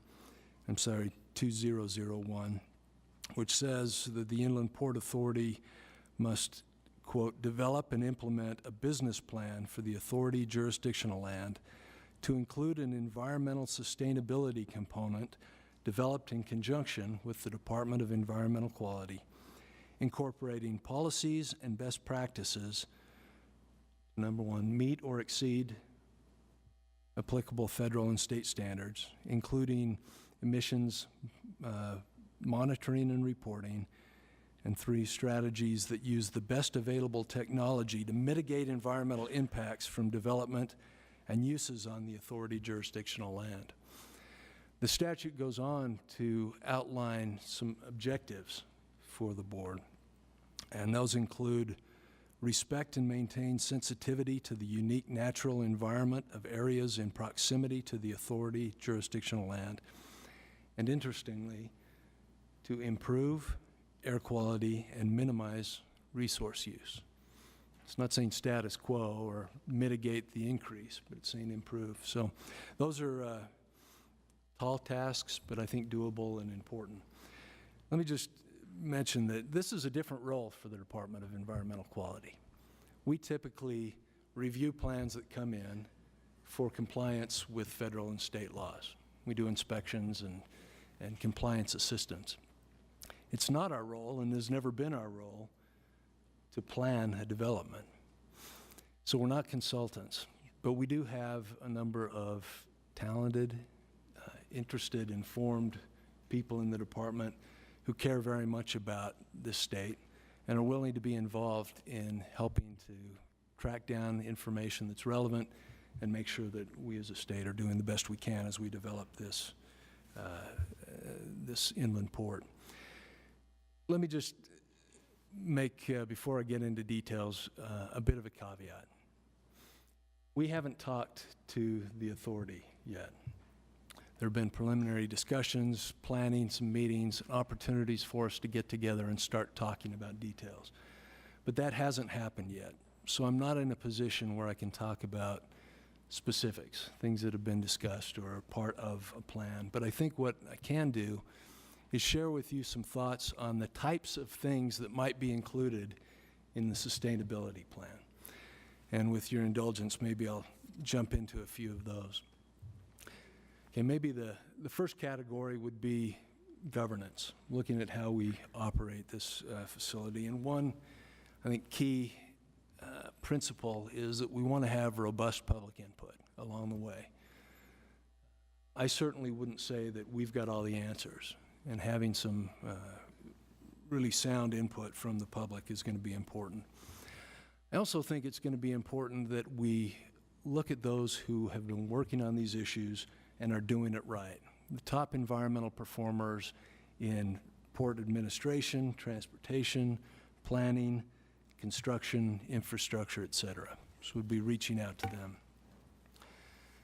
Another broad area would be... Alan, may I ask you a question on that last one? Of course. With regard to reaching out to those top environmental performers, are you talking about on a national scale where there's other inland ports, or are you talking about working with those who may actually be doing the work locally? I'm talking about internationally. Let's see what's being done around the world. Best practices Best practices. port-wide. Look and see what would make sense here. Thank you. The next broad category would be performance measures and monitoring. I think it's important that up front we establish some clear and aggressive environmental goals in areas such as water use, air emissions, water discharges, energy efficiency, waste generation and management, maybe community health impacts, those kinds of things. And as we establish those goals, we need to make sure that we are monitoring carefully and issuing regular reports on how we're doing relative to those goals. I'd also suggest that, as we know, this is a long-term project, and we probably shouldn't establish standards today and say we're done. We need to continue over time to keep looking at advancements elsewhere, best practices elsewhere, and incorporate those and reflect those in our performance measures. There's a lot that we can and will and should do related to air quality. We know that that's kind of a high priority, I think, for all of us. We can look at things like electrifying the port to the extent possible, ensuring that we have the most efficient building practices, reducing energy use, requiring the cleanest transportation technologies, the transportation systems that come in.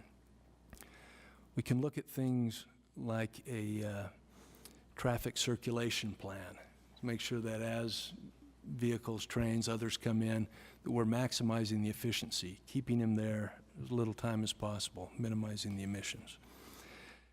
Requiring the best control technologies on all the equipment that's being used. That's something that really is in place now. All minor and major sources in the state that come in new have to put in place best available control technologies, but that's something that, of course, we would continue to look at carefully. We could look at a range of policies, no idling, trip reduction policies, trying to minimize the number of people commuting to the area in their own vehicles. And then I think, if we start getting a little bit creative, there are some interesting technologies that are around the world. Coatings on buildings that absorb ozone and particulates. There are these towers that are being developed in China and elsewhere that can take in the air, put them through a greenhouse, up a stack that kind of pulls out the particulates and puts cleaner air out. We can be looking at some of these types of air improving technologies. With respect to water quality, we know a site that large is going to collect stormwater. And we don't want that stormwater just going directly into the Great Salt Lake. So I think we need to have a state-of-the-art stormwater management plan in place. Figure out the best way to treat or store or transport that water. Similar to that, a state-of-the-art wastewater treatment system. Make sure that we're taking the wastewater and minimizing the impacts of that. And I know that the legislation also protects wetlands in the area. We think that's important, and we need to continue to ensure that the wetlands in that area are able to fulfill their really important water quality and other functions. So those are things that we might look at. Quickly turning to waste, I would suggest that part of this sustainability plan include a waste minimization plan and component, where we're trying to minimize the waste generated by the port as a whole. That might include developing and implementing a recycling program. It also may include some form of a materials marketplace. Now, these are developing around the country. The idea is that one entity's waste may be another entity's resource. And if we can facilitate transactions, we can take materials that otherwise might be a waste and use it as an input into other processes at the port or elsewhere in our valley. Finally, let me just mention some thoughts on efficiency. I think we can look at maximizing the use of renewable resources in the area, requiring high efficiency building standards so that we're minimizing energy use, construction and materials best management practices. We want to be careful with resource use, like water. We could look at a water use plan to try to have low water infrastructure, landscaping, and other systems that would minimize the use of water. And then we could look at landscaping, construction techniques, and other things to avoid creating a heat sink out in that part of the valley. So these, again, are ideas, haven't been vetted, haven't been discussed in detail, but I think might give you a sense for the kinds of things that we're discussing and thinking about, at least preliminarily. You know, the fact is that we in Utah don't shy from challenges. We recognize that we've got a stewardship responsibility, that the decisions that we make today are going to have significant and real impacts on the people that live here now and for generations to come. That's not something to take lightly, and I know nobody in this room does. So we're looking forward to embracing this stewardship, working with you to generate ideas, see where there's intersection with local land use authority and other authorities that you have, see if we can do this thing in the right way. So thanks for the opportunity. Thank you, Alan. That was a very intriguing list of ideas. I have a lot of questions, but I'll go last. Council members, do you have anything? Councilmember Wharton? Sort of similar to something Natalie touched upon. What are you seeing in the next short term, maybe 1 to 3 to 5 years? What could go wrong in this initial planning stages? I think the biggest risk would be maybe a shortage of imagination. Okay. And I know that's not very specific, but I think that we need to be thinking about this not just as a project for the next 5 years, but as a project for decades to come, and be looking long term at what the consequences might be. The upside's tremendous. I think that if we were to do it wrong and have a situation where we're looking at lots of haul trucks coming in and highly polluting freight cars and other things, that could increase the challenge that we all face in meeting the air quality standards. I think we want to see this as an opportunity for improvement, learning things that can be applied not just at the inland port, but elsewhere in our state to help us address these long-term challenges. So I'm confident everyone I've talked to has this same commitment. We've got to get down into the details now. Great. Councilmember Rogers. Yes, that monitoring station, the one that failed, is in Rose Park, where this inland port is going to probably have the biggest effect on. So I like to hear that this plan shouldn't just be a solid plan. It's going to be something that's continually changing with new ideas and opportunities, right? My daughter attends where that monitoring station is currently at. So it hits close to home for me, and it does for the rest of the residents. So I want to know, you know, we talk about impacts, but that's the greatest impact. So how can we look at their fears and help my neighbors understand that there are going to be impacts, but we, as a state, I know we have it in legislation saying we will meet or exceed the state level, but what does that really mean? I think there's got to be a lot of outreach when we do this plan to really get out to the community to get their ideas. No, I agree, and I think that's the first thing I said, that we need to make sure that this is open, that we're gathering ideas. The concerns out there are understandable. And when you're dealing with concepts rather than specifics, there's a tendency to imagine the worst. So I think it's important that we all quickly get to more specifics and start talking about what an environmental sustainability plan is, what it looks like, the kinds of things it'll address, and start getting ideas out there. And I think getting to specifics is the best comfort for most of us. I think for me, I would also like to see some sort of budget proposal in looking at this, what we can do for those impacts in there, especially coming from your group. This is not going to be free, is it? It's be not. expensive, and Yep. frankly, I'm wondering how our agency is going to fund it, the work that we do. But certainly there'll have to be a budget to look at the details, no question. One of those items I think that will be expensive but would pay in dividends and would cost less upfront than it would down the road to retrofit is something you mentioned around the opportunity for electric transportation infrastructure. And I wonder how you might contemplate this is such an assertive role for DEQ that has been issued through statute now. As you said, this is not what the bailiwick of the DEQ typically to create plans and do these kind of assertive processes. You are usually on the receiving end of those things.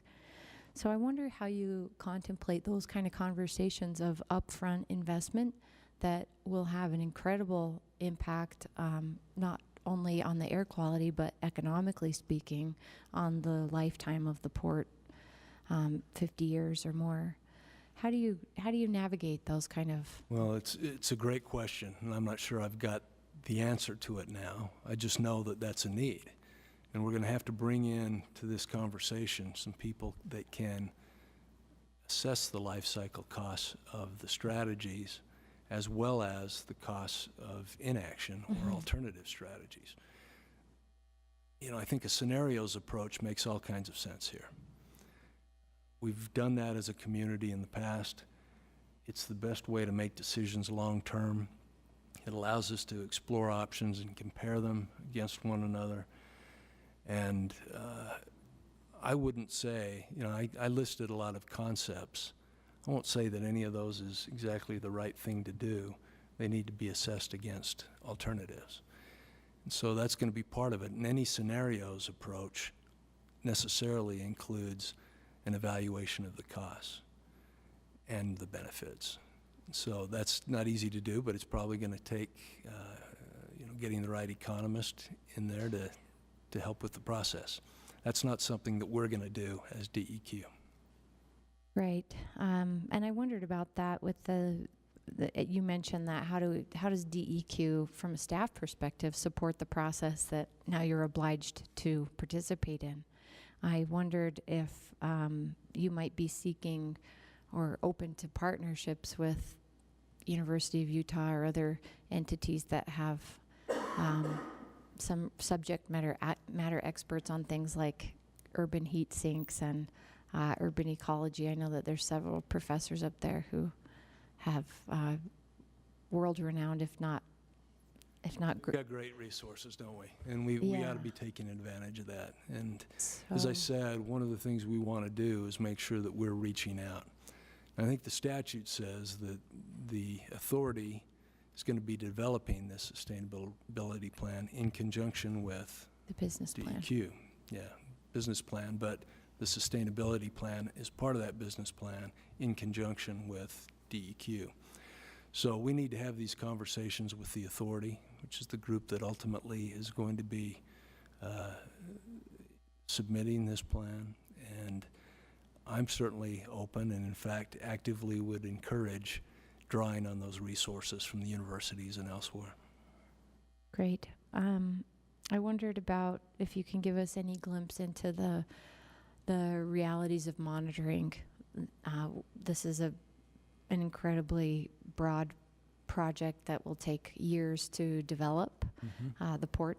And I wonder how you envision knowing or recognizing the thresholds at which new monitoring or advanced monitoring is needed. Do we have anything similar in the history of Utah where we've known that such an enormous development, certainly not necessarily of this scale, but where DEQ has been able to look forward for milestones that would help to ensure public health and be able to collect that really important information from those monitors? Yeah, I don't know. I've got my 3 years of history with it, and I know that they've put monitors near mines and other larger facilities for that reason. The EPA standard is that the monitors are to go where the modeling shows the most likely high concentrations will be. So you try to put monitors in the worst case areas.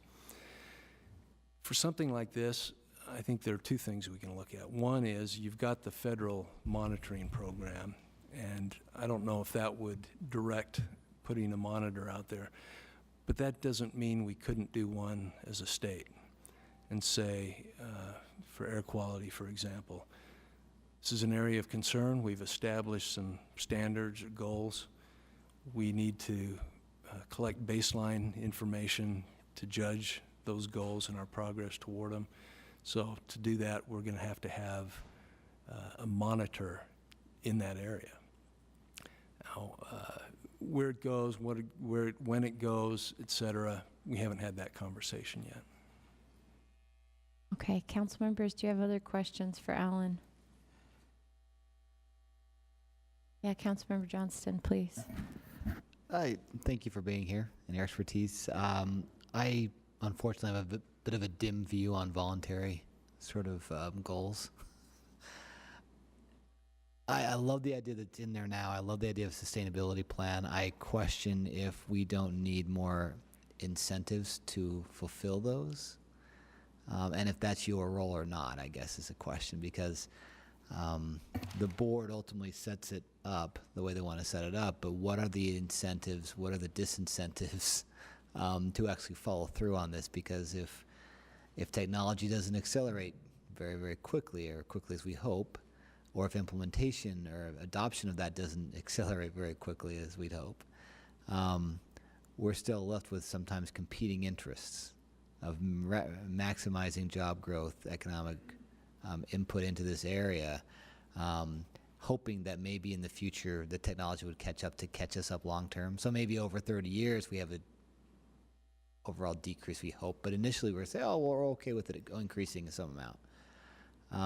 Are there any incentives or disincentives to make sure this gets followed or the goals matter? There's not in the statute. The statute is what it is, and you've seen that. DEQ is not a policy-making body. We implement the laws that are passed at the state and federal level. So I think if we're looking for incentives, hammers, et cetera, that's something that would have to be made by elected officials at the policy level. But it wouldn't be your place to say, based on what we've seen in other federal state efforts, this is what seems to work, this is what doesn't. Oh, we can certainly make recommendations. Recommendations about you need some teeth, you need some help to make these things happen in the time frames you're trying to do it. Is that your place? We can certainly make recommendations. Yeah, do that. Thank you. I think we started with Natalie Gochner, as you know, and to hear the multiplicity of possibilities that could be brought to the conversation in terms of waste, water, air quality, and all the other environmental concerns and opportunities that can be explored, that Natalie's comments around the importance of different scenarios that not only look at the real estate opportunities and job growth, transportation needs, cost-benefit analysis of all of those, but implicit to any of those scenarios, it seems crucial that the environmental components be transparently laid out in all of those scenarios, because it's very difficult for me to imagine that we improve air quality with the development of the port without the aggressive policy commitment, which I know DEQ doesn't make, without these kind of aggressive policy and funding initiatives that we have yet to see in the state of Utah, really. We have an incredible opportunity to do that in this inland port, and I support your voice in carrying these really critical conversations to the Inland Port Board, and helping to flesh out, hopefully through a scenario process, what the very real consequences will be with different scenarios without the implementation of these kind of proactive investments and policy decisions. Because we don't have a big margin to mess around in and try to clean it up later, right? And I appreciate my peers from districts 1 and 2 who will live with these impacts, and whose residents in Rose Park already, expect a lot for, and rightfully so. They should. Yes. So on behalf of all of our residents, I guess I ask that this be our finest hour of DEQ bringing best practices from around the world, and the case to make them so with the inland port. We'll support you in that, I No, I think. appreciate it. It's a great opportunity, and as you said, and as I hinted at earlier, this isn't about just building something now. This is about doing something long-term that can have benefits, not just in this geographical area, but I think teach us some lessons that can be applied elsewhere, and help us achieve the future we all want. Thank you, Alan. Council members, if there's anything else, we'll let Alan go home for dinner, and we appreciate you being with us at this late hour. No problem. Happy to do it. Thank you. all. Jennifer Bruno, would you mind joining us as the final component for tonight's fact-finding?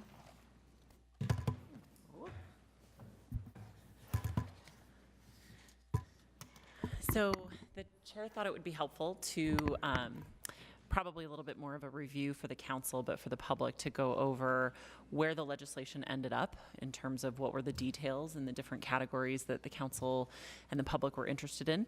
So this is just going to be a really high-level overview of sort of where the legislation ended up. Again, probably a review for you guys, but more for the public watching at home. I'm not an attorney, just full disclosure, so if I use imprecise language, I just plead patience. So let's see, on the boundary, on the topic of boundary, in terms of the jurisdictional land, it clarified that it excluded the wetlands that were identified in the Northwest Quadrant master plan that the City Council adopted. It also clarified that it excluded already developed land. There was a portion in the southeast corner that had sort of already been developed as warehouse, and some farmland on the north side that was sort of inadvertently caught in the previous legislation. In the area of land use, importantly, it narrowed the appeal authority of the board and established the Inland Port Board as the appeal of last resort. Previous language had been a little bit broader, left some area of interpretation that city staff at least wasn't sure if it was intended to be that way. So it narrowed the appeal authority of the board, and it clarified that appeals can't be made on things like building plan review, administering construction codes, costs of public utilities, things like that. So all of those are still fully within the purview of the city and not appealable to the Inland Port Board. It listed, it added standards and review processes that the Port Authority Board must follow in an appeals process. So previously it was just sort of a general instruction that the board could be the appeals panel, and this is, and now it's requiring the board follow actual criteria and issue decisions in writing, provide that decision in writing to the public. It also follows the general process of appeals that the city does, which is requiring public noticing and public hearings on appeals. It also clarified that any party withstanding can appeal, so that means any adversely affected party. So rather than just property owners being the ones withstanding to appeal, anyone withstanding can appeal. And it aligns terminology and processes with existing state land use code. Obviously, this is a very unique aspect in state code, but to the extent that land use terminology is used, it's more closely aligned.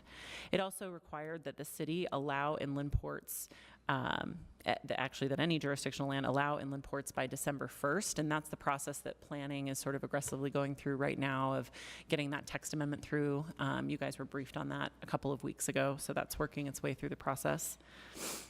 On the area of tax increment, which is very important to us, obviously, it enables the Port Authority to take up to 100% of the tax increment from all entities within jurisdictional land. So that's any taxing entity, whether it be Mosquito Abatement District, Central Utah Water Conservancy District, all of that tax increment. But the board has to vote to establish a project area and take that tax increment, and it's up to 100%. So it's still, I would say, up to the board to define what that means and whether the tax increment is taken on the full area and if the full amount is taken. It includes language that assures that the municipality or taxing entity will be compensated via that tax increment in an amount to be determined for services that are provided on jurisdictional land. And it requires that the municipality where the land is located provide the services. So there was some concern that the Port Authority could contract for certain services and that the city would be sort of in that limbo. So it clarifies that. It establishes an ongoing funding stream from that tax increment in jurisdictional land that diverts 10% to affordable housing in the city. The language specifies that the 10% goes to the RDA where the land is located. So the 10% to housing in Magna would go to that RDA, which would likely be the county RDA right now. West Valley would go to their RDA, and the city, the 10% generated in the city would go to the city RDA. It requires that the board report to any taxing entity in jurisdictional land as to the use of tax increment funds. Previously, there was no reporting requirement, so this just establishes that reporting requirement concept. And it caps the amount of tax increment that the board can spend on administration of the inland port itself. I should clarify, I'm using the term tax increment a lot because that's the term we're used to, but in reality, the law establishes it as tax differential. In concept, they're the same thing. It's the amount of tax money that's generated above a certain baseline year, but the fact that they call it tax differential in this section of the code means that it doesn't trigger a lot of the requirements that are required of the RDA board, for example, when dealing with tax increment. So that's worth noting. In terms of the area of the board composition itself, it clarifies the purpose of the board. So previously the language was a little bit more general in terms of why an inland port authority. It clarifies council member representation on the board as the council member with the airport in the district. And it adds the ability for the board to appoint advisory committees for key topics and to formalize regular input from those stakeholders.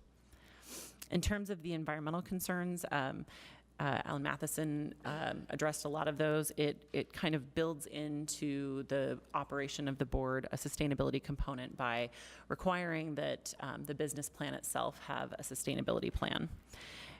It also includes language that requires the board to work with neighboring property owners to develop policies and implement practices to mitigate potential negative impacts from the development of authority jurisdictional land.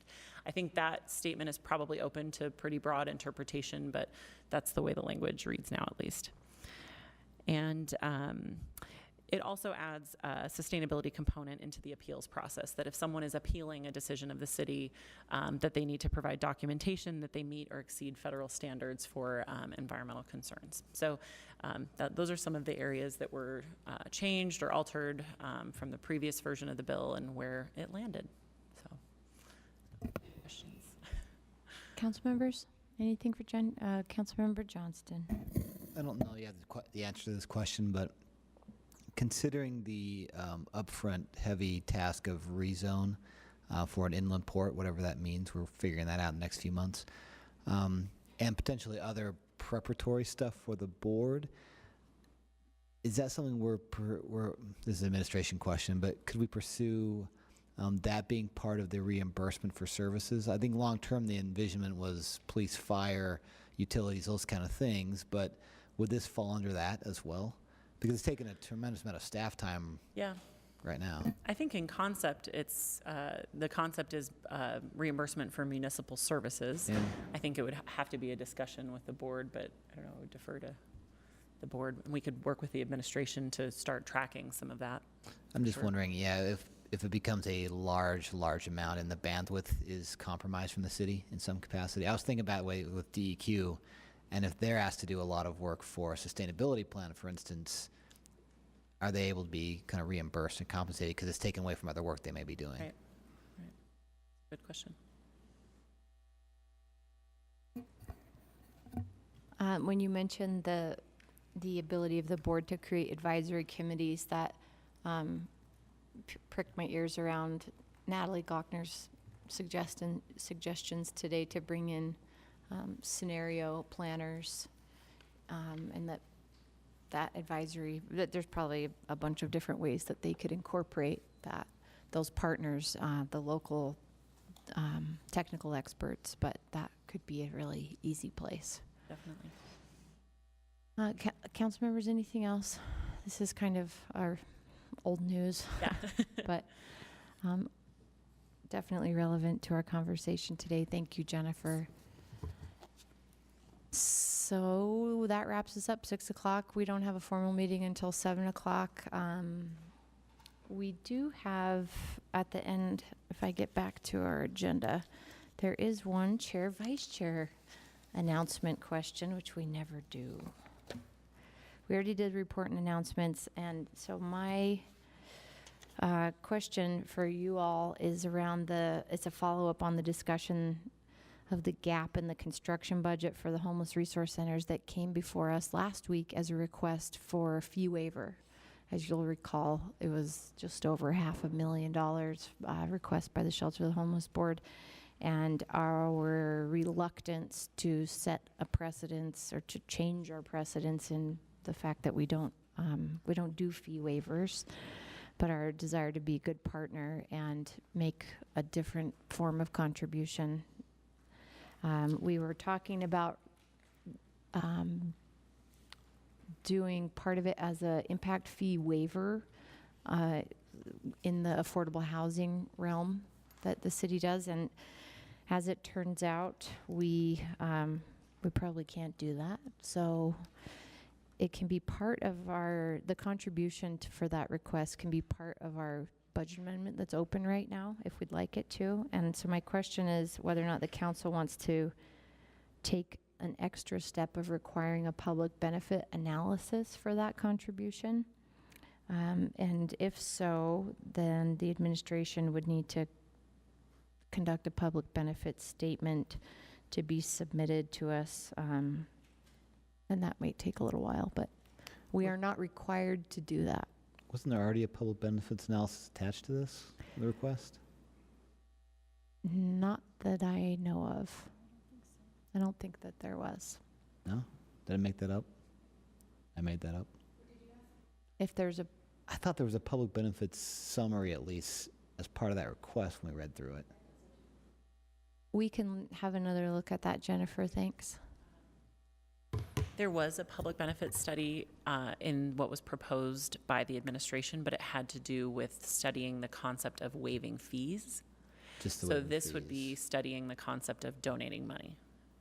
Because if the council gave us the direction that waiving fees is not the desired route, that donating money is the desired route, we could either just do the legal requirement of having that in the budget amendment, because the budget amendment has a public hearing, or what the chair is asking is, does the council want to do an extra step of having a public benefit analysis done for the donation of money? Does that make sense? Yeah, I guess I just don't understand what would be different in it, because either way they're getting the 500,000, and I don't know, the public benefit changes based on where they It's get the money probably from. just some words will be different because it doesn't involve fee waivers, but, it's just a step. And so the alternative is we don't require that because it's within a budget amendment. There's public hearing accessibility to it, so. Do you want a public benefit analysis? Or is its inclusion in the budget amendment opening and the opportunity for public comment sufficient? Councilmember Luke? That's if we end up doing something, correct? Right. Okay.